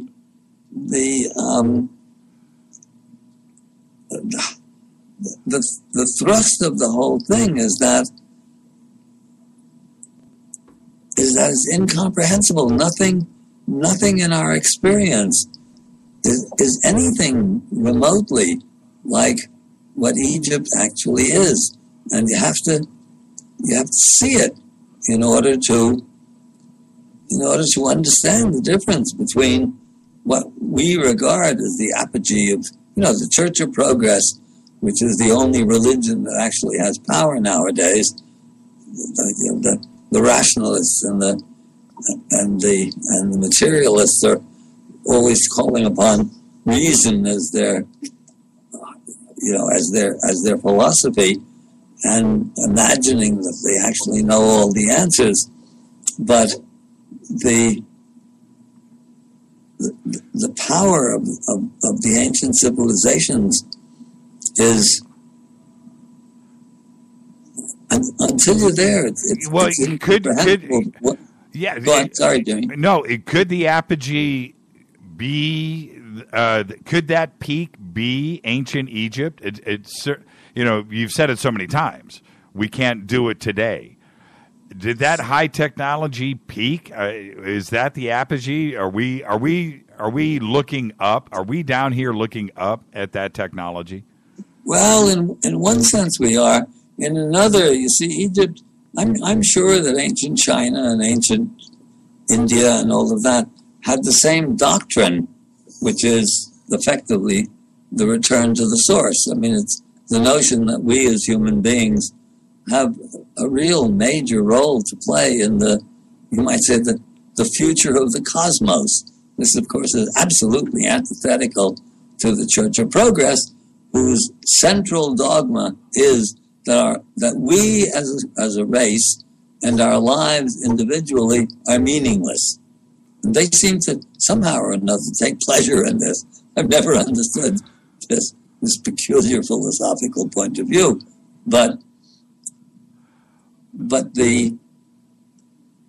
for us, yeah, go on. Well, I want to throw to this point. I want to change gears, but stay on the same track, which is, what about Christopher Dunn and other researchers out there that are pointing at a mechanical solution, whether it's to create energy or communications? What about those aspects of the pyramid, and how do you subscribe to those? Chris Dunn I know pretty well. He's been on a couple of trips with me, and I think he's now changed his point of view in that, I mean, I absolutely agree with him that the pyramid is a device. It does something. What it doesn't do, I think, is create electricity, because they don't need electricity. Why do they need electricity? To do what? Electroplate their jewelry. No, that's you don't put together 2.3 million blocks of stone in order to create jewelry. Seriously. But it does something. Actually, funnily enough, not too long ago, a few years ago, it was either National Geographic or Discovery. They did a documentary on the pyramids and the usual dismissive bullshit.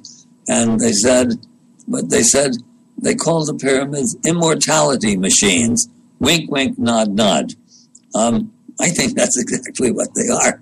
In other words, the Egyptian civilization is, in one sense, incredibly simple to understand because it's a one-issue civilization.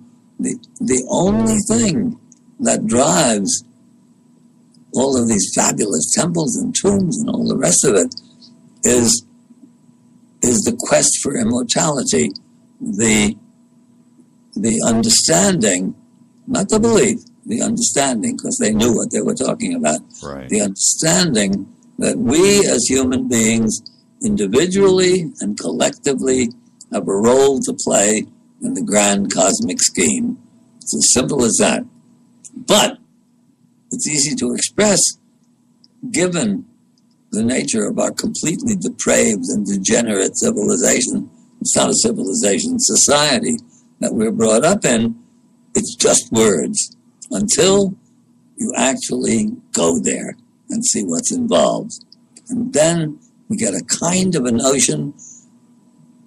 And Chris Dunn, getting back to him, has a sense of it. And I think I haven't talked to him in a while, but he understands it's not electricity.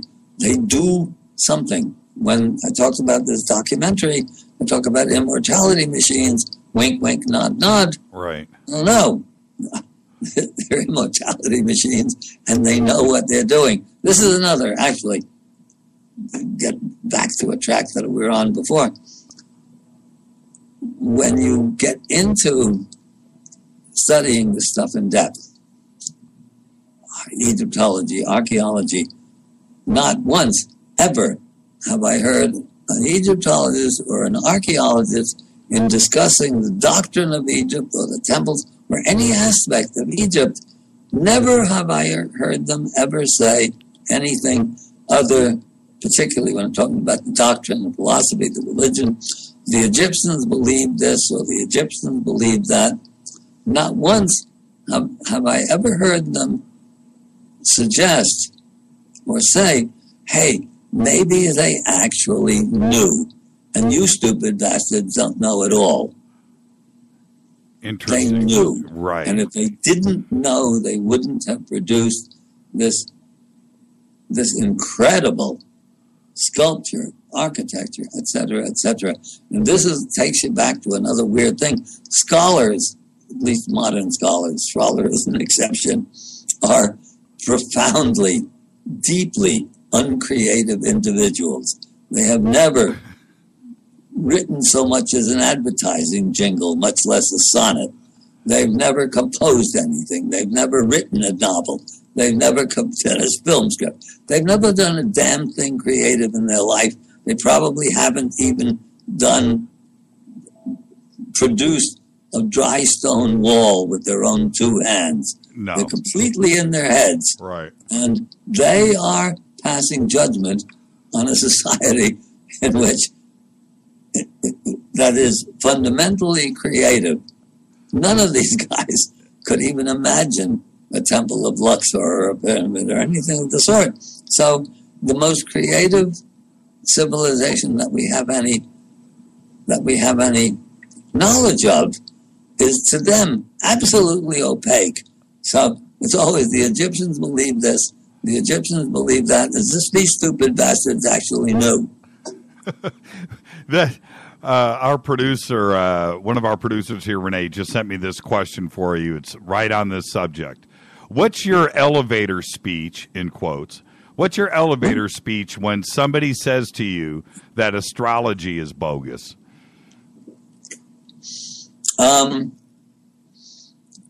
Well, I think I forget who it was who said, I'm not sure who it was who said, sir, I have studied the matter and you have not.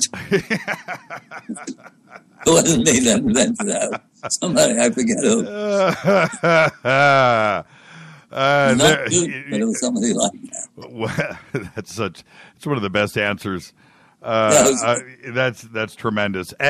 Before we've got about 15 minutes before we get to the top of the hour. We're going to take a quick break, and then we'll take some phone calls. I want to talk about your new, the Five Cowboys of the Apocalypse 2.0. We'll jump into that. We'll jump into that. But have you? I think I asked you about this off of the air once. If not, forgive me, and I'll ask you right now. Jason Martell was on the show a few months ago and hit me with something that kind of blew my mind open. He said, what about the idea of the Ark of the Covenant being placed in the king's chamber, in the box, in the so-called sarcophagus, in the box, and it was a power source for the Great Pyramid? Have you heard about this idea? Not that one specifically. I've certainly heard about the Ark of the Covenant being a power source, and yeah, maybe so. Yeah. I don't know. Yeah. We don't have the Ark of the Covenant. Graham Hancock, I mean, he got into this whole thing via, I mean, he was the East African correspondent for the Economist station in Ethiopia, and got very interested in Ethiopia, that strange kind of Christianity that practiced there, and the claim that they had the Ark of the Covenant there. And he did this, actually it was this, one of his two best books. One was the original one,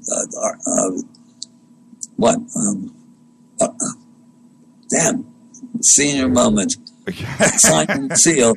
Sign and the Seal. Yeah, Sign and the Seal. The last one, or one of the last ones, Supernatural, all the ayahuasca experiences. But he tracked this whole thing down, the Ark of the Covenant, and ended up with thinking, well, maybe it wasn't. It really was in Ethiopia, but they wouldn't show it to him. So jury's still out. But yeah, I thought it was that the pyramid is a power structure. Yes, but since the Ark of the Covenant, the only evidence we have for it are the dimensions given by the Old Testament. But then there are kind of tabernacles in Egypt that look very much like what that describes. So maybe, but yeah, and he based it on the dimensions too from the Old Testament, and that it would absolutely fit right inside the sarcophagus. Or the box, the sarcophagus, the box. Well, I don't know about that. Bigger than that. Anyhow, maybe. But I mean, the geometry is very important in these things, and with the pyramid, the Great Pyramid, and all the other pyramids, that they're intricately geometric. And if you knew what you were looking for, maybe even if you didn't know what you were looking for, if you study enough of the geometry, you might come up with very interesting findings. But to the best of my knowledge, apart from the Great Pyramid, where lots of studies have gone on, nobody's done. It's too bad, because, as I said, my own personal conviction, I can't prove it, my own personal conviction is that in order to understand the Great Pyramid, you have to know what the others were for as well. And if somebody knew what to look for and compared the geometries and the harmonies and the proportions, they'd find out something really interesting. I don't know. Speaking of that, why isn't there any three-sided pyramids? You ever thought about that? Why no three? Why is it always four? Well, that's a very good question. I mean, three-sided pyramids, what would that give you? Not a tetrahedron. Would it? No, tetrahedron's eight-sided. I don't know. Good point. And why is it that is the top of the Great Pyramid excuse me for sounding like a doofus, but is the top of the Great Pyramid older than the bottom? Well, no. You can't build it from the top down. No, you just that. No matter what you think, you can't build it from the top down. Yeah, isn't it weird? And I've heard these theories about that. And one of the questions just popped up in Twitter. You know, you have to ask John about the top being older than the bottom, and you're just saying, yeah, that's just impossible. No, I mean, oh man. However, it could be. You know, if it's gone through several stages of construction and there are things older and things, you don't know. But because, as I said, this whole question of being built in separate stages is a really big question. And when you're there and you look particularly at the Khafre pyramid, you see these vastly different styles of construction involved. Then you realize that it's not built in one fell swoop. And then who the hell knows? Maybe the stuff that's at the top is there to begin with, and I don't know. But my ballpark answer to the question is that no, you can't start at the top. Well, the tweets are flooding in. One just came in. One just came in and says, "I've heard." This is from Status Unknown. He says, "I've heard that the top of the Great Pyramid being older, starting at the top, it's been carbon dated." Well, you can't carbon date stone, but maybe there was some kind of debris. No, stuff in between the stones. You can carbon date, right? But it's still problematical. This is Langer's work. Because actually it's impossible for the top to be older than the bottom. I wish everybody could see your face. See, I can. I'm watching you laugh at that answer. I can see this. It's pretty funny to see. Can't everybody see that? Or am I on Skype? What's happening? No. You're just on Skype with me. So I can see it. Yeah, nobody so else. All of this. Yeah, I'm watching you. I'm watching you. Here I'm being polite, trying to not pick my nose and stuff like that. Yeah, I haven't said anything, John. I haven't said anything. Okay. Nobody knows. Oh, I'm disappointed. I thought we were visual. No. And look, everybody should know that right now, John's hands are behind his head. He's kicked back. His feet are up on the desk, and he is just rapping away. It's pretty cool. Did I just give you away? Complete lie. I want everybody to know. Complete lie. My feet are not on my desk. So funny. I want to make this clear to the audience. That's the point of just having an open-ended conversation between friends. It's just lovely. I love it. Now we're gonna hit the top of the hour here in a couple of minutes, and we're gonna take a break. Gobekli Tepe, real quick. Yeah. Have you been there yet? Yeah, I've been there. Shock's been there a few times. Yeah, I think the last time we talked, maybe you hadn't been there yet. You were on your way. I was. So, how many times have you been to Gobekli Tepe? Me just once. Shock a few times. Okay, now to that point, I'm going to be very direct. Is there a coincidence between Gobekli Tepe's age and the Sphinx? There isn't, is there? Well, directly, no. But the point about Gobekli Tepe, from our point of view, is that the archaeologists, not us, not alternative, not the unicorns, they, particularly Klaus Schmidt, who unfortunately died last year, they dated to 10,000 BC and more. And for us, that is the smoking gun, because the one argument that all of the opposition has been using all along is, well, they don't care about the geology. I mean, they simply ignore the geological evidence. Right. And the whole argument has been, well, it's impossible because it's all hunter-gatherers back then. So how could they do this fantastic thing? And then suddenly there's Gobekli Tepe, which is pretty spectacular in its own right. 22 or however many, I think it's 22. Right. Closely adjacent stone circles like mini Stonehenges, and not that many. stacked together with elegantly carved high relief carvings. Now, high relief is the most difficult kind of carving to do. You have to carve away the whole stone. Let's say you want to produce a cat or a lizard, doesn't matter what, a sculpture. So in order to do high relief, you have to carve away the surface of the stone to free the high relief so that it looks as though it's emerging out of the stone. This is the most difficult kind of sculpture to do. I mean, the Egyptians did it, and nobody knows exactly how. But here, it's being done in Gobekli Tepe, which the academics, are dating to 10,000 BC or older for a bunch of, they wouldn't be doing this if they could attack the theory. But the methodology is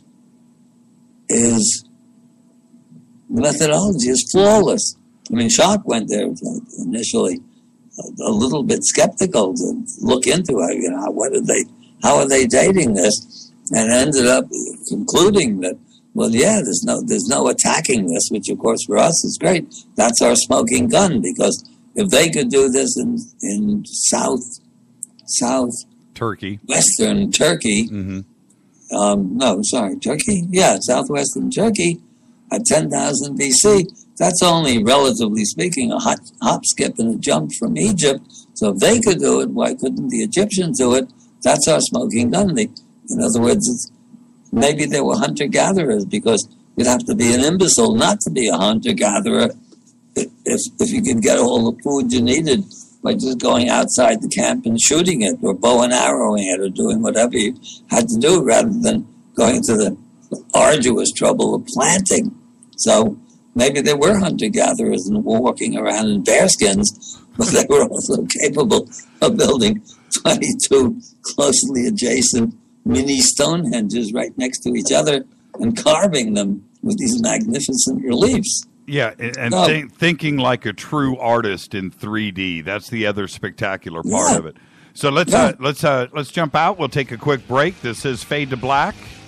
I'm your host, Jimmy Church. We're talking with John Anthony West. We jumped into Gobekli Tepe. When we come back after the break, we're going to talk about the Five Cowboys of the Apocolypse 2.0. And quite possibly, we're going to take some of your phone calls. I'll be back right after this. Fade to Black, now on KGRA.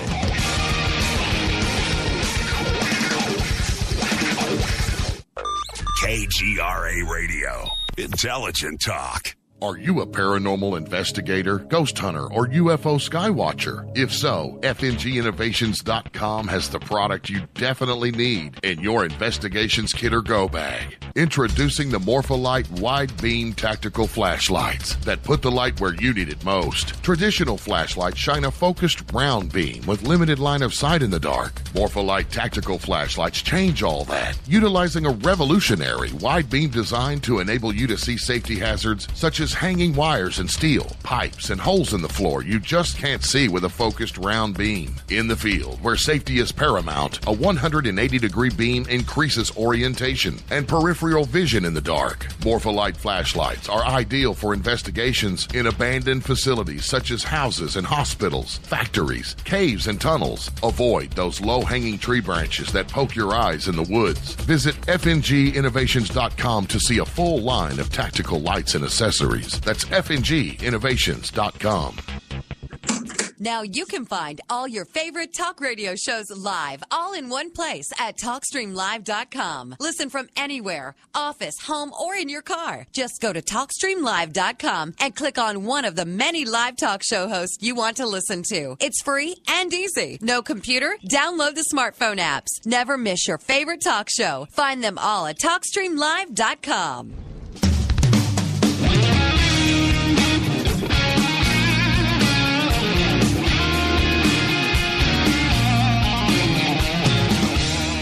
All right, everybody, welcome back. Fade to Black. Bespoke radio for the masses. I'm your host, Jimmy Church. We are talking with John Anthony West. We got through some deep stuff on Egypt. We're now talking about Gobekli Tepe, and we're going to talk about a new thing that he's working on, the Five Cowboys of the Apocolypse 2.0. And we'll get to that in a second. Also, let's open up the phone lines. 323-825-5045. 323-825-5045. If you want to have a conversation with one of the smartest men on two legs, John Anthony West. John, is it an extreme responsibility for you now to be the answer guy? Do you feel the pressure? What do you mean? Answer guy in what sense? You are the go-to guy when it comes to Egypt. And, we've had all of your friends on the show, and all of them refer back to John Anthony West. It's always John Anthony West. And and you know how it is, man. There's a lot of pressure on that when you're held up in that kind of regard. How do you deal with it? Well, A, mostly I'm not aware of that regard. And B,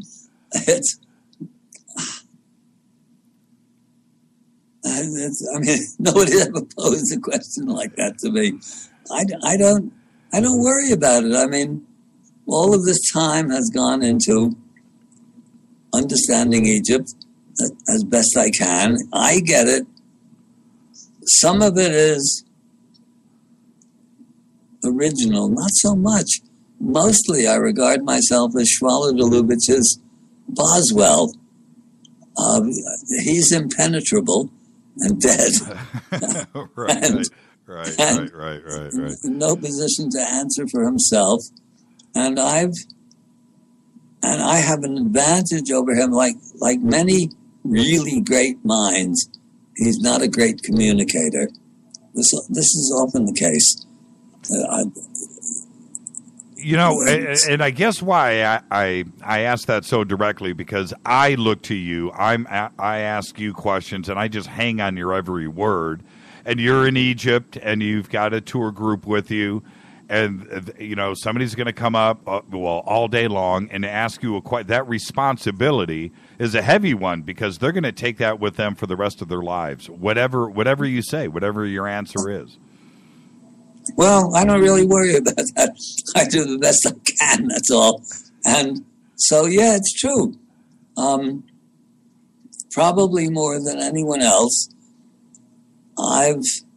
it's not just Schwaller. It's a lifetime of reading in these things. As I said earlier, I knew that the world I lived in was a madhouse at a very early age. And over time, initially, when I was young, 17, 18, 20, I grew up. My parents were quite nice people, but they might have come from another planet as far as I was concerned. There was nothing to talk to them about. And, nobody ever talked about a book in my house or music or anything like that. And I kind of encountered this stuff along the line. And there were certain epiphanies, Beethoven late quartets, when I got interested in classical music, and in Europe when I was there in the army in the 50s, walking into the Cathedral of Chartres. This was an epiphany. I registered that it hadn't always been a lunatic asylum. So, one thing led to another, and very strange, and all of a sudden I get aware of Gurdjieff and astrology and Schwaller, and 50 years have gone by pretty much. 50? Yeah, 50. We are in 2015. It's kind of crazy, isn't it? I'm 82. And without thinking about it, I suppose I've spent more time at it than anybody else, and I come at it from a little, maybe because of the involvement in the Gurdjieff work in a more profound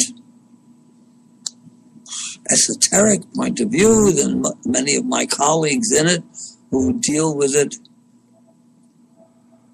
very knowledgeably and contribute enormously, but maybe don't have the same open-mindedness, emotional sense of it. I hesitate to put the words to it, but anyway, yeah. So I'm at the forefront, like it or not. I'm at the forefront of the campaign. Yeah, right. When you were at Gobekli Tepe, talking about astrology and astronomy, when you the pillar that's got what appears to me, to my eyes, to reference astrological signs. There's a scorpion there. There's a few different things that reference the stars. Yeah. Well, what do you think about that? And is it as obvious to you as it is to me? And I'm not that smart of a guy. I'm not as smart as you. No, it's obvious, but it's not necessarily coherent. It's, in other words, they're not sculpting, going to the trouble of sculpting these enormous block columns with lions and scorpions and vultures and all of these things for the hell of it, because they think, well, this is a cool thing to do, guys, right, without any tools. Here we've got this 15-ton block. Well, what are we going to do with this? We can go out, well, we can't watch television. They shut it off, and there's nothing really interesting on. So let's carve a vulture on it. No, that's some good reason why they're going to all this trouble. Exactly. I'm laughing. That is funny. Probably the best source of information on that is probably my pal Laird Scranton, who, if you haven't had on by now, you should have, because he's really proving that the cosmology, the ancient cosmology, is universal. Everybody had it at some point or another, and it's the same cosmology. And he does a very interesting analysis in terms of that cosmology of Gobekli Tepe. From my point of view, personally, that's not the most important thing. For me, personally, the most important thing is that it's as old as it is, rather than what the significance of it is. But Laird's work is about the significance of it. And, yeah, there it is. It's 10,000 BC by their dating, and this validates the whole idea. I mean, this is really important work. I mean, really, this is Klaus Schmidt, the archaeologist in charge of the whole thing. This validates the whole notion, at least in principle. It validates in principle the whole notion of a much earlier civilization that was indeed highly sophisticated, up to and including the cosmology. And Laird's a good friend and lives near me. We've had this discussion that in the Old Testament, and I tend to steer clear of the Old Testament, of biblical references, because it's a can of worms. It's not that there isn't a lot of truth in it. It's that from a scholarly point of view, it really is a can of worms. But in the Tower of the story, the bit about the Tower of Babel, they're talking about, that in the past, until mankind started building the tower to prove that he was as good as the gods, there was a single language on earth. I forget exactly the language that's used to describe that, but it should be fairly clear that the Eskimos are not talking Swahili, right, and Swahilians are not talking Chinese. So what's this ancient language? And Laird's work gives a pretty good idea that what the ancient language was that everyone spoke was the cosmology. They all knew this. Where did they get it from? I watched that presentation that you and Laird did. I watched the video a couple of times. Yeah, right. And I got to tell you, when Laird is talking, I was watching you. You were listening to him. Yeah, he made a couple of points that I watched your eyebrow raise, and he makes some really, really good points. Yeah. Where when you see when you look up at the stars and you see that point of the year come around and Scorpio is up there, do you see a scorpion? And the reason, and let me finish the question. What is it that they were seeing at Gobekli Tepe that indicated scorpion, all the way to the ceilings that are painted in ancient Egypt all of the constellations painted there. That these same references, lions and so forth, are represented. What is it that they are seeing, and how did the communication transcend from one culture to the other? They are getting it. They are getting it in some manner or another directly. They're accessing this information, and to us, it's not entirely incomprehensible, because anytime any of us has an original creative idea, where does it come from? Who gives it to us? But back then, it's quite clear. Actually, you know, Richard Heinberg, back in the 80s, he's now become an ardent, I've corresponded with him, but he talks about, there's a book he wrote, a nice title, something about Dreams of Paradise or something like that. But it's about, you know, the state that human beings were in before the fall, you might say, and taken seriously. And he has a line that they knew without knowing. In other words, it was not intellectualized. They just knew. And you see this, there's evidence of this even now in shamanic societies. For example, without going into a whole long palaver, ayahuasca, the drug. You know about that, right? Yep. Yeah, sure you do. Well, how do they know about ayahuasca? There are 90,000 different plants in the jungle, in the rainforest. These two drugs that go to make up ayahuasca don't even live near each other, and they're completely nondescript plants. And one doesn't work without the other, period. One doesn't work without the other. In order to make them work, you have to go through this long palaver of boiling it and pounding them and boiling them and pounding them to get it to work. Now, there is no rational way in which you can figure that out. You can't start off. It's that these people in their state, you might say in their state of natural grace, and I don't use that word casually, they know, they communicate with the plants. The plants talk to them in some way or another that allows them to do that. Same applies to acupuncture and all kinds of stuff that comes down to us from the past. The domestication of animals is another thing. The stupid assholes that run our whole civilization are, regard these people as primitives. They are the primitives with their stupid machines, artificial intelligence, and all the rest of the garbage that they're infecting us with. But they knew back then. They had a way of knowing, and they had a way of knowing the cosmology. How they did it, nobody knows, but they all had it, and they had it correctly according to, at least according to our most advanced cosmological things, string theory and torsion theory and quantum mechanics. They had all of this stuff. The only thing that they had that we don't have is that they understood that consciousness was the precondition for understanding, and our stupid assholes don't understand any of this. They think that consciousness is a product of brain activity. Right. Let's grab our first call. Hi, you're live on Fade to Black. Who's calling? And say hi to John Anthony West. Hi, this is Fran. I'm calling from Arizona. Hi, Fran. Hi, Mr. West. Go ahead, Fran. Hey, I'm over on Spreaker, and Catalina had a question, and she said she didn't want to call in, so I'm doing it. Okay, go ahead. What's the question?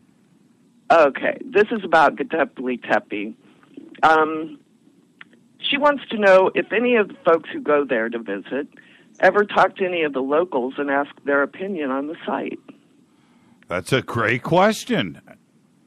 That's what I thought. Because I was thinking it was far removed from any other towns, but I don't know. Thank you, friend. Actually, when we were this, it is a good question, but the situation is such that nobody knew it was there until 1994 or 95, whenever it was discovered. And so the locals don't have any opinion on it because it was buried. And the guy who owned the hill was plowing at the plant and hit what he thought was a boulder, and he went plowing back again, and he kept hitting it. And finally he decided, well, it wasn't a boulder because it would have been dislodged by running the tractor over it. So they dug around, and suddenly they found that it was the top of a column. And then they called in the archaeologists, and then now they're sorry they did, because the archaeologists commandeered the whole hill. So these poor guys, now they're suing the government to try and get some sort of compensation because the archaeologists stole their hill that they would otherwise have planted on. It's amazing how the locals have no idea what this thing is. Exactly, John. It's amazing that we so easily, and I say this all the time, but we so quickly and easily can forget about our past. Yeah. It's just amazing. It happens overnight. If you think about just general references, look at Stonehenge. We don't have a clue. Look at Giza. We don't have a clue. Gobekli Tepe. We don't have a clue. Look at what's going on in South America right now. Everything so quickly we can forget language. We could forget the written sides of it, and the oral history too. Just disappears as quick as it's like the snap of a finger. Yeah. Hi, you're live on Fade to Black. Say hi to. Are you there?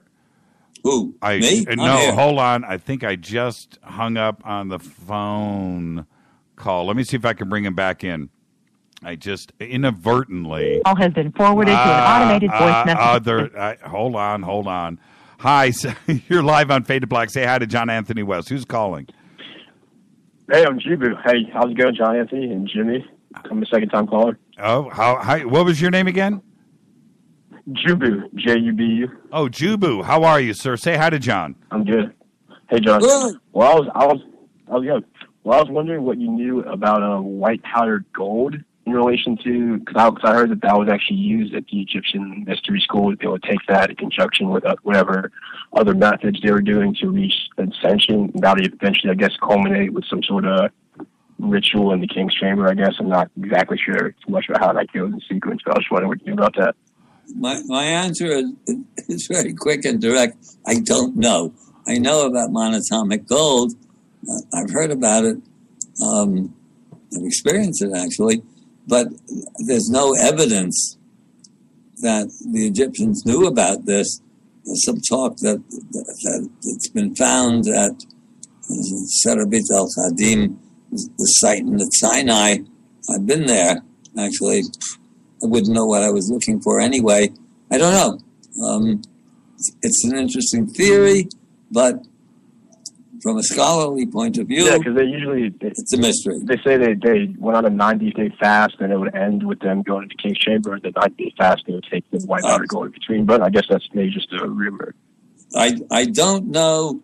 And as I said, if you're going to play in the scholarly arena, it's not that you eliminate speculation, but you can't legitimately come to even a tentative conclusion unless you have some sort of evidence. And in this case, you don't. Right. Thank you so much, Jubu. Did you have anything else real quick? No. Well, basically, I wanted to wonder what you thought about monatomic gold, because I've actually been taking that for the last month myself. Oh, you've been taking... What were your effects of it? And? Yeah, I have. And well, my effect... Well, for me, like, my meditation has actually kind of been through the roof lately this last month or so. But I like it a lot. I bought like 3 more months' supply. What's your take on it? I have never seen it. I've done just what John has done, which is, I've done the research. I've read everything that everybody else has read on it, and of course the connections back to Nibiru and the Anunnaki. Right. I get that too as well. But I have not. I have not touched it personally. I have not. John, have you seen it? Have you ever seen monatomic gold yourself? No, I haven't. Yeah, exactly. I heard about it. Yeah, it's that's one of those mysteries out there, Jubu. But you should send me an email and tell me about what you have found out. I'm very intrigued. Thank you so much. Okay, no problem. All right, thanks a lot. Have a great night. You too. Let's go to the next caller. Hi, say hi to John Anthony West. Is this Dino? This is Dino, and congratulations, Jimmy, on going to big time radio. I'm kind of time lagged with the time change, but Mr. West, this is the quality type of stuff we love hearing, and now the whole world's going to hear it through Jimmy Church. Thank you for being able to take an alternative stand on what you know to be your area of expertise. Thank you so much, Dino. Do you have a question? Do you have a question for John? I have the answer. Yeah, right. Dino, are you there? I think Dino just came in to congratulate. That's good. Yeah. Let's work for me. That was it. That was the easiest answer all night.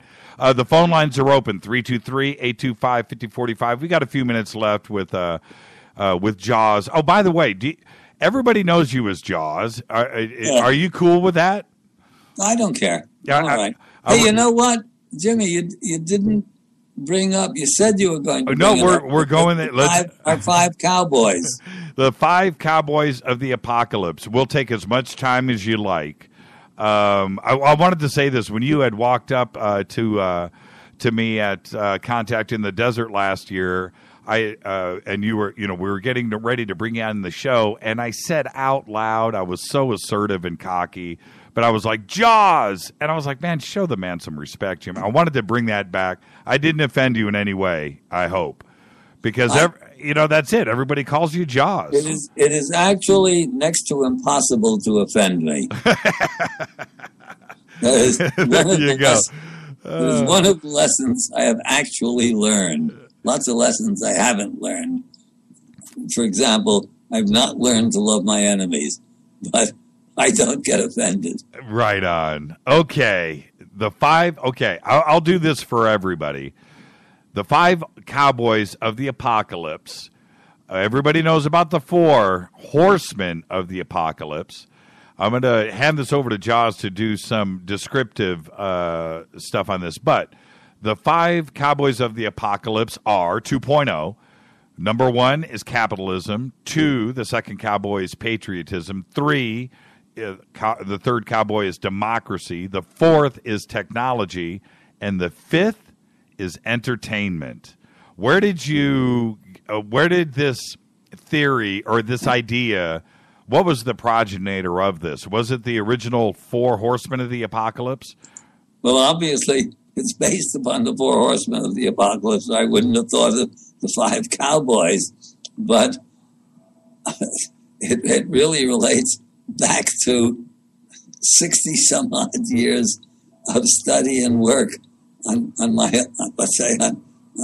own stuff, and the understanding at age 13 that I'd been born into a lunatic asylum, and that's only become magnified by time. And then when I realized, along the line, it took a long time to articulate it, that what is it? It's the Church of Progress. In fact, that's the reigning religion of our time, except it doesn't call itself religion. It calls itself rationalism or reason or whatever the hell it calls itself. Right. But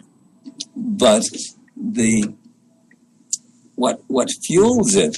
What makes it work? Who promotes this garbage? How does it happen? And then at a certain point, I don't know when, not so long ago, a couple of years, I suddenly put together that just as the four horsemen of the apocalypse, which actually, if you stop to think about it, that's of all of the books of the New Testament, the most bizarre, in a way, the most interesting, is the book of Revelation that talks about the 4 horsemen. And the four horsemen of the apocalypse are war, famine, pestilence, and death. Now, if you stop to think about that, well, okay, those four pretty fierce horsemen. But if you stop to think about it, what the hell do they signify? Death happens to us all, whether we like it or not, sooner or later. Pestilence and famine are pretty much outside, by and large, pretty much outside of human control. And war is the only one that we, at least in theory, have any control over. So if you look at it rationally, this is kind of an odd thing, the four horsemen. But when it occurred to me, I don't know when the hell it occurred to me, a couple of years ago, that the Cowboys, originally I thought of four Cowboys, but it's been implemented to Five Cowboys, that are actually the posse. I talk on many occasions of the Church of Progress. I actually regard the situation that we're in as end times. This is a critical stage. If something doesn't happen pretty soon, this whole situation is, to put it in a word, fucked. And there are lots of stuff going around. I mean, if you follow alternative media, it's the aliens are going to save us, or somebody else is going to save us, and it's this or it's that. Almost nobody, as far as I know, recognizes that the whole thing is a catastrophe. And what makes it a catastrophe, it's not that it's irreparable, it's almost irreparable. But Victor Hugo, great Victorian that he was, came out with a great line that probably everyone listening has heard, that there's one thing stronger than all the armies in the world, and that is an idea whose time has come. Good line. What Victor Hugo did not say, and probably did not even think of, is that the second strongest thing in the world is an idea whose time has not yet gone. And at the moment, the armies of the world are lined up in defense of the idea whose time has not yet gone. And that idea is the Church of Progress. That we, as human beings, are the most evolved creatures that have ever existed on the face of this earth. And so... Hello? Hold on, caller. What? Nothing. I brought in a caller. Go ahead. What? No, go ahead, Jaws. Okay. Who go ahead? Me? No. Go. Who's calling? Lori Brooks. Hey, Lori, what do you have for Jaws? Okay, well, my question was, okay, if it is all, okay, what he's saying about Revelation, I get, but if you believe in the Bible, and what it has been said, then it has all been written already. It has all been done. It is said. So whatever evil is going to do, they're going to do. They will be defeated. So where does he come from that? Like, this is not, if you go by the Bible, just strictly by the Bible, it does say that it's all been written already before. So, okay, if you're going to go by, okay, you believe in Satan, Sith, you believe in the Bible, okay, there he is. He's not going to win no matter what you do. Exactly. So where do you go from there? I do not believe it. So why is he still trying, and what is his, end game? And why, my big thing is, if he knows it has all been written already by God, it has been scripted, it has all been written, why is he still trying? Thank you, Lori. Thank you, Lori. I do not take the Bible as necessarily the end, the last word on anything. It is very, very interesting, and you can't use it as scholarship. Put it that way. Well, and you were actually addressing her question. You were getting there. I brought in the caller too early. You were actually getting to that point. Let's start at let's go in order here. Capitalism is first. That's your number one cowboy. That's your first one, I should say. And when do you think that started to come into play? Oh, it sort of all along the line, but let's say with Adam Smith's 18th century, the hell was the book? Senior Moment. Wealth of Nations. Oh, right. It's capitalism. It's always been there, but it was never called capitalism. Basically, okay, let's cut it as quick as possible because we don't have that much time left. Capitalism is based upon the underlying philosophy of capitalism is everything for me, nothing for you. Correct. That's capitalism. Okay, let's go through them in turn. Patriotism. Patriotism is everything for us, nothing for them. The bumper sticker on the car says, God bless America. The other side, the sticky side, says, fuck everyone else. Okay, we gotta watch those F-bombs there, John. Right. Okay. The next one is democracy. Democracy, the philosophy of democracy is that the dishwashers elect the chef and tell him what to do. I don't want to eat in a restaurant where the dishwashers elect the chef and tell him what to do. I don't know if you want to, but even that is not as bad as the populace deciding who is to run the country and tell them what to do. Democracy is a catastrophe.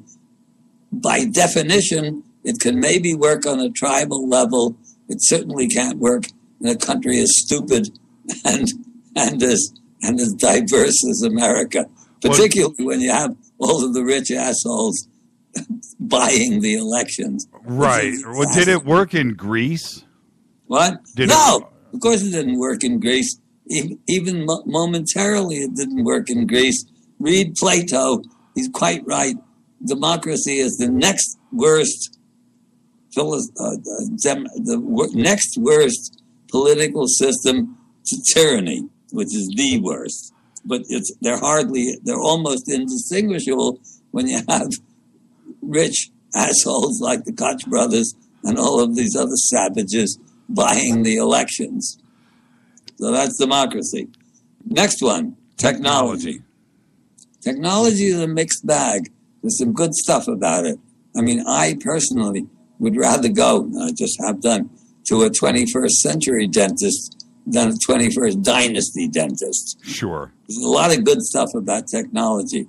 The bad stuff about technology, and I'm not the one who originated this, it's been dealt with by a few people in the past, Louis Mumford, a few people who nobody listening to this will probably ever have heard of. The evil of technology is that it deprives the great mass of humanity from making a living out of their own creative endeavors. Almost nobody nowadays, almost nobody listening to this program, however many they are, is making a living out of their own creativity. The only people in this particular, in the age of, under the Church of Progress, the people who actually create the technology are indeed making a living out of their own creativity, but look what they're creating. Bobblehead dolls and hydrogen bombs. How much stuff is actually being created that has a value? Yeah, there's one big value, and that's the internet. Thank God. Right. Potentially, it's a means of a kind of salvation, but I won't get into that at the moment. This is a big deal, actually, the internet. And the communication system, here I am talking. Otherwise, what would I be doing? Standing on a soapbox in Central Park or something like that, talking shouting my lungs out Right. for 14 people who are listening. Right. Here you have an audience. Right. But the downside, and it is a big downside, is that practically nobody makes a living out of their own creativity. And if you watch, once you clued into this, look at the ads. The stuff. Watch a financial, any stupid fucking thing that you're watching on TV. How many ads are for retirement? What to do? How to get a wealthy retirement? You know, if you're looking, I mean, unless you're a football player or something like that, and your living depends upon a certain kind of physical brilliance. Generally speaking, if you're looking to retire, it means that you're wasting your life. You've done stuff that you don't want to continue to do.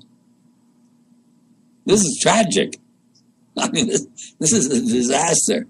And you watch the financial stuff. I mean, I follow this garbage because I follow a lot of garbage because if you want to survive in the jungle, you watch the scorpion. Sometimes the bird of paradise has to wait. So I watch a lot of this rubbish.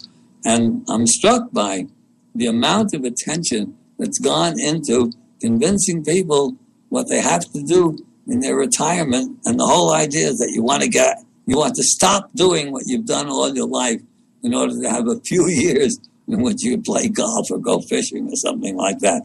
This is a disaster. This is tragic. So that's cowboy number 4. And cowboy number 5 is entertainment. Entertainment is something that you do to kill time before it kills you. Entertainment is a total waste of time. Art is not entertainment. This is interesting. New York Times section devoted to the arts is called Arts and Entertainment. They're antithetical, actually. Art is not, the Cathedral of Chartres is not entertainment, nor is the Great Pyramid. Entertainment is just dumbness. It's something to distract you from the boredom of your life. Otherwise, you put your attention into something else. Are you referring to entertainment like Roman gladiators entertaining the masses, or are you referring to motion pictures? Both. Same. Okay. Yeah, except nobody producing motion pictures necessarily get killed, at least not in the ring. Yeah, the same. Okay. It's a distraction. As I said, it's something you do to kill time before it kills you. What was the last movie that John Anthony West saw?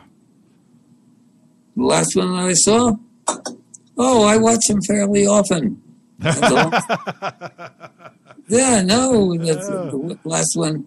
Not many. I mean, I some when the ball game. My entertainment is I watch the ball game every once in a while to get out of my own head. But no, I watch 74 Turner Classics fairly often. Not much.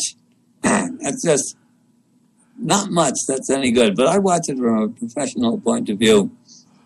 What stage of entertainment, where's it going to go to where for you, this is it? Now we have crossed the line and the apocalypse has arrived. At what point, entertainment being number 5, where do we cross the line? There's a big gray area in between. It's a good question, actually, Jimmy. Comedy is a much higher art form than drama. Drama is basically a whole bunch of sleeping people interacting with each other, mostly tragically. Comedy stems from something else. You can only laugh at comedy. I mean, I'm a satirist, and that's what I started out doing. Sure. Comedy is different. You can only laugh at, and it's funny. I mean, I really studied a lot about this.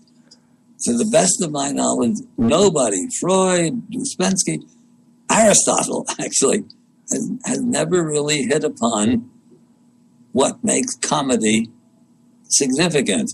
And I think I have the answer. Actually, I'm pretty sure I have, but I'll be modest about it. And that is that you can only laugh at what's wrong. So I had for a while, not long, I had a stand-up act called Stand-Up Metaphysics 2.0. And it went down pretty well a couple of times I did it. It was never refined enough because stand-up depends upon impeccable timing and a lot of practice, and nobody came up to me with a contract and offering me any money to do it. So I stopped doing it.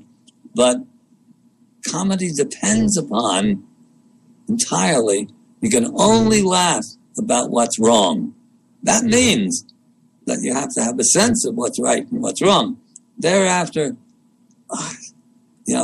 somebody in Alabama will find stuff funny that I won't find funny, right, and vice versa. Right. So there's a certain subjectivity to it, but basically, comedy is metaphysical. It's a religious experience in a peculiar sort of a way. Most comedy is about sex or about how much you hate your wife and things like that. Well, okay, fair enough, but it doesn't have to be that way. There's a higher level of comedy. Anyway, that's not entertainment. Comedy is runs, I said, there's this broad line between just doing stuff because it's something that you do to kill time before it kills you. And then there's a still higher level of the great myths and, the great religious literature, spiritual literature of all time. That's another matter altogether, but there's very little of that around. And in between, somewhere there, is comedy.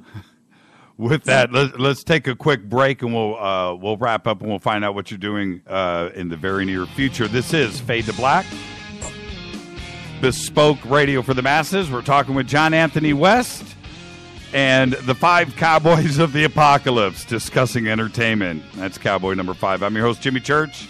This is Bespoke Radio for the Masses, now on KGRA. We'll be back. More with John Anthony West right after this.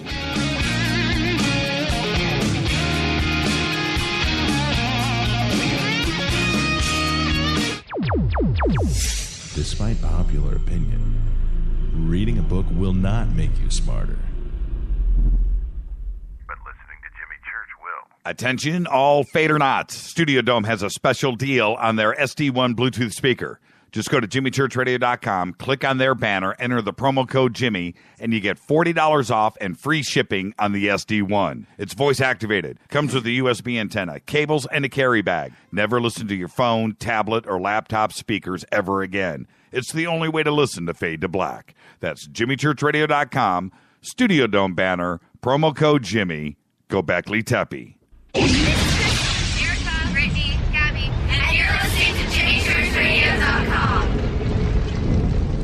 The station that talks the net. KGRA Radio.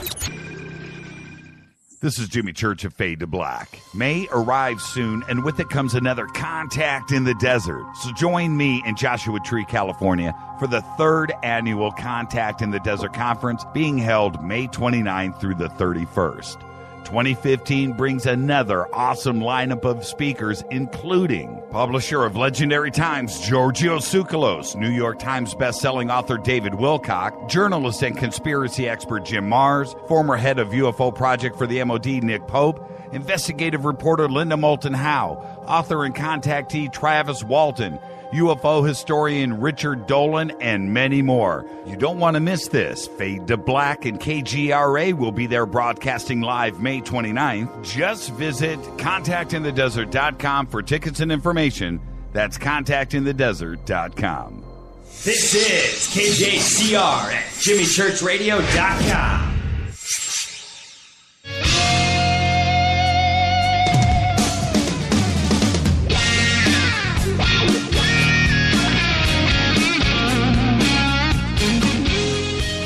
Welcome back, Fade to Black, bespoke radio for the masses. I'm your host, Jimmy Church, talking with John Anthony West all night tonight. Thank you, John, for Coming in on our first night with KGRA, it's always indeed a pleasure and an honor to have you on with us. John, what do we do to change the paradigm?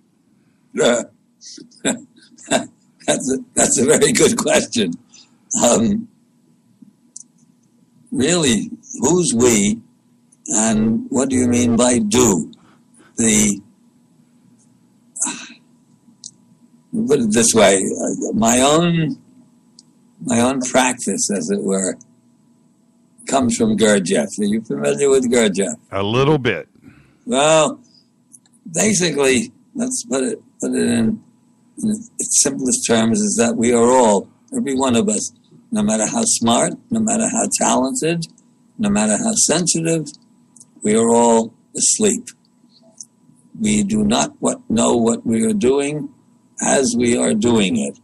The hardest thing in the world is to convince people, especially smart people, that they're in fact asleep. They're slaves to anything that happens. Insult someone and they get upset. Compliment them and they smile and are pleased. That's sleep. We are not, all of us, it's not just me, all of us are asleep all of the time. And the only way in which we can individually and collectively alter both our own situations individually and collectively is to wake up. This is a big deal. This is not easy. All of the religions, however corrupt they may be now, are designed, even though they use that language, they are all designed to wake their faithful, you might say, up. Be it by prayer, be it by meditation, be it by whatever kind of practices that you do. But the objective is somehow or another to gain control over themselves, which is not to say that you just repress your feelings because you're going to hurt somebody else's feelings or you're going to get in trouble or whatever. It is to arrive or to develop a level of consciousness that we do not, by nature, have, but that is our potential. In other words, it's sort of like the acorn is a potential oak tree, but until it germinates, until the shell cracks and the little shoot strikes up and it grows and it doesn't get trampled into the ground by any wandering jackass, it's not an oak tree. It takes a lot of work for it to become an oak tree, and that's us, individually and collectively, as human beings. And until or unless we understand that this is our state of sleep and our responsibility to wake up, nothing can happen. We are under the hoofs of the five horsemen of Apocolypse 2.0. And that is our condition as human beings, as a race, as humanity, in my opinion. And if you don't agree, I don't care. But that's how I see it.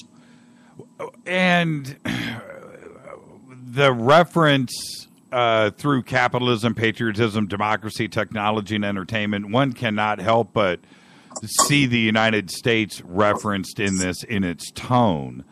But are you speaking in a general sense globally, or are you referring to more to about us here in a general sense in the United States? Oh, good question. Actually, I'm referring to it globally because America, and this is John, I knew this from the beginning when I first went in the Army. Needless to say, I did not join voluntarily back in the 50s and got friendly with the European intellectuals. This is 53, 54. And they were all already, the lefties especially, hating America. And I could see they didn't understand that they were going to be the next victims of American capitalism. I mean, everything that's American has infected the rest of the globe in the worst possible way. what little was left of the ancient traditions everywhere has been totally ruined by American consumerism, economics, all of the garbage that makes this country what it is. The only difference is that because America is so gigantic and so rich potentially, that we actually don't suffer the worst consequences of what we've inflicted on the rest of the world. And it's not as though we did that deliberately. They loved it. They joined in. You go to Egypt, I go all the time. There's a KFC in every corner and a McDonald's and all the rest of it. I'm pleased to say on the last trip, one of the people, a really cool guy, and he just was amused by seeing a KFC close to the pyramids. So he went for dinner there and got sick. All the rest of us had a lot of fun with. Is there a Starbucks across the street now? Yeah, they have all of this crap. Yeah. The whole American way of life has infected the rest of the world, and it's a catastrophe. And is there hope, though? Is there hope? Yeah. Is there hope? Is there hope for change? Obviously, this show and you speaking on this show, and I think one of the things, and I want to keep this very short, who you are speaking to now, our audience, isn't who you need to be speaking to, because they get it. They understand what you're saying. Well, yeah, I agree. Yes, sure, there's hope. Victor Hugo, I'm in the middle of writing this thing about the Five Horsemen. Victor Hugo, great Victorian writer, came out, famous line, there's one thing stronger than all the armies in the world, and that is an idea whose time has come. But what Victor Hugo didn't realize and didn't think of for sure is that the second strongest thing in the world is an idea whose time has not yet gone. Right. This is the situation that we're in. The idea whose time has not yet gone is this infatuation with the Church of Progress. All of these schmucks, including even the smart ones like Stiglitz and Krugman and the economists, are endlessly talking about growth and all of this garbage. All of this is absolutely catastrophic. The only thing that counts is that we, individually and collectively, as individuals, have a role to play in this grand cosmic universe of ours, and it has to do with our own individual action. And it's something we can't just pay lip service to it. It's something that you have to do. I mean, the religions, you can't blame the atheists for thinking that the religions are all a bunch of garbage, because they are in their manifestation. The leaders of the religions, I've never yet heard a pope say, and I've been around a long time for a few popes to listen to, I've never heard a pope say that religion is something that you do. It doesn't matter what the hell you believe. It's what you do. And what you do. This is not so easy.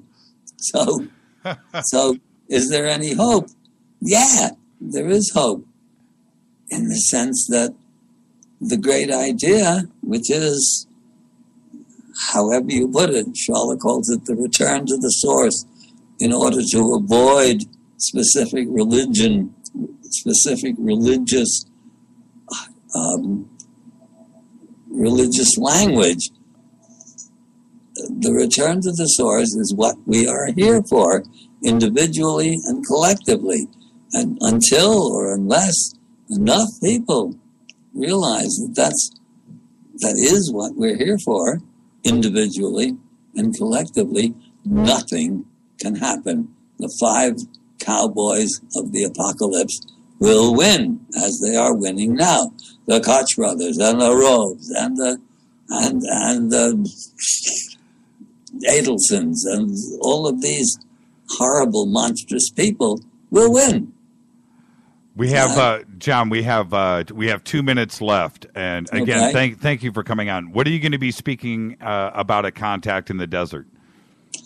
Well, that's what we've been talking about, the Five Horsemen. The Five Cowboys, and I will be. I've got X number of hours to talk about it. The first talk will be the geology and all the rest of it, because there'll be a whole bunch of new people who don't know about that. Right. And then I will be talking about symbolist Egypt and what is involved in a true civilization.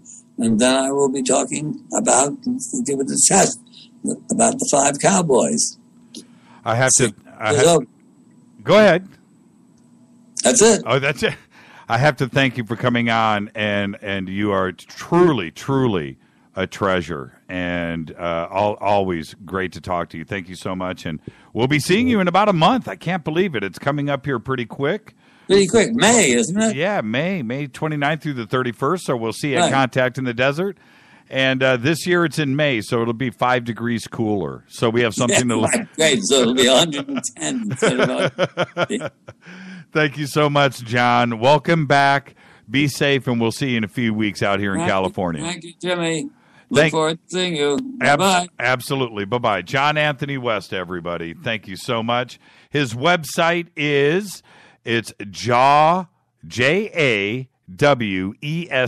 jawest.net, www.jawest.net.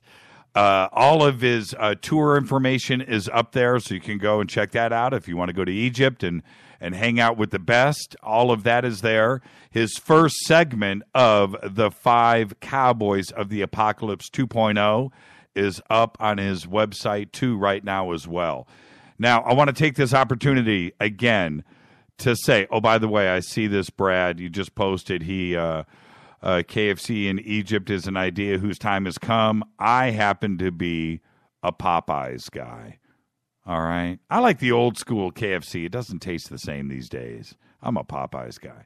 I wanted to take the opportunity to thank Race, Hobbs, everybody over, Drew, everybody over at KGRA, and all of the monstrous effort that everybody put in. Rita, Mark Kovar, Les, I could go on and on, Gene Vito, everybody's efforts that they have put in over the last couple of weeks to make tonight go as flawless as it did. All of the efforts, I can't stress it enough. Okay, I can't. I'm humbled. I want to say thank you again to everybody. Of course, Chase and Richard and Mac Maloney and Micah Hanks, who has turned out to be the funniest guy on planet Earth. More on that later. But again, I just have to say thank you. Everybody here at Fade to Black, the entire staff, all of the efforts that went into tonight's show, it happened. It's all good. And now we can relax. Take a deep breath. Why? Because tomorrow we do it all again. Tomorrow we are going to have the one and only Peter Lavenda will be with us. And then we're going to do a very special Fader night on Wednesday. More on that later. And then Thursday, Michael Tellinger. Again, thank you, Race. Thank you, everybody over at KGRA. Drew, you've been busting tail. Rita, the amount of work that everybody has put in. I just have to say thank you to everybody. Fade to Black's executive producer is Rita Kamarian. Special thanks to John Anthony West. Show is produced by Hilton J. Palm, Mark D. Kovar, LJ3, Renee, and Jonas. Oh, also, Mark, your writing is stellar. More on that later. Announcers are Steve Harder, Gene Vito, Mark D. Kovar, Fady by Dale. Webmaster is Method of Signaling. Music, Doug Aldrich. Intros, Spaceboy, spaceboymusic.com. Go check it out. It's all there. Fade to Black is produced by KJCR for the Game Changer Network. Again, special thanks to KGRA, Planet Earth, the Global Radio Alliance. Tomorrow night, Peter Lavenda. I am your host, Jimmy Church. This is Fade to Black, bespoke radio for the masses. Everybody be safe. See ya.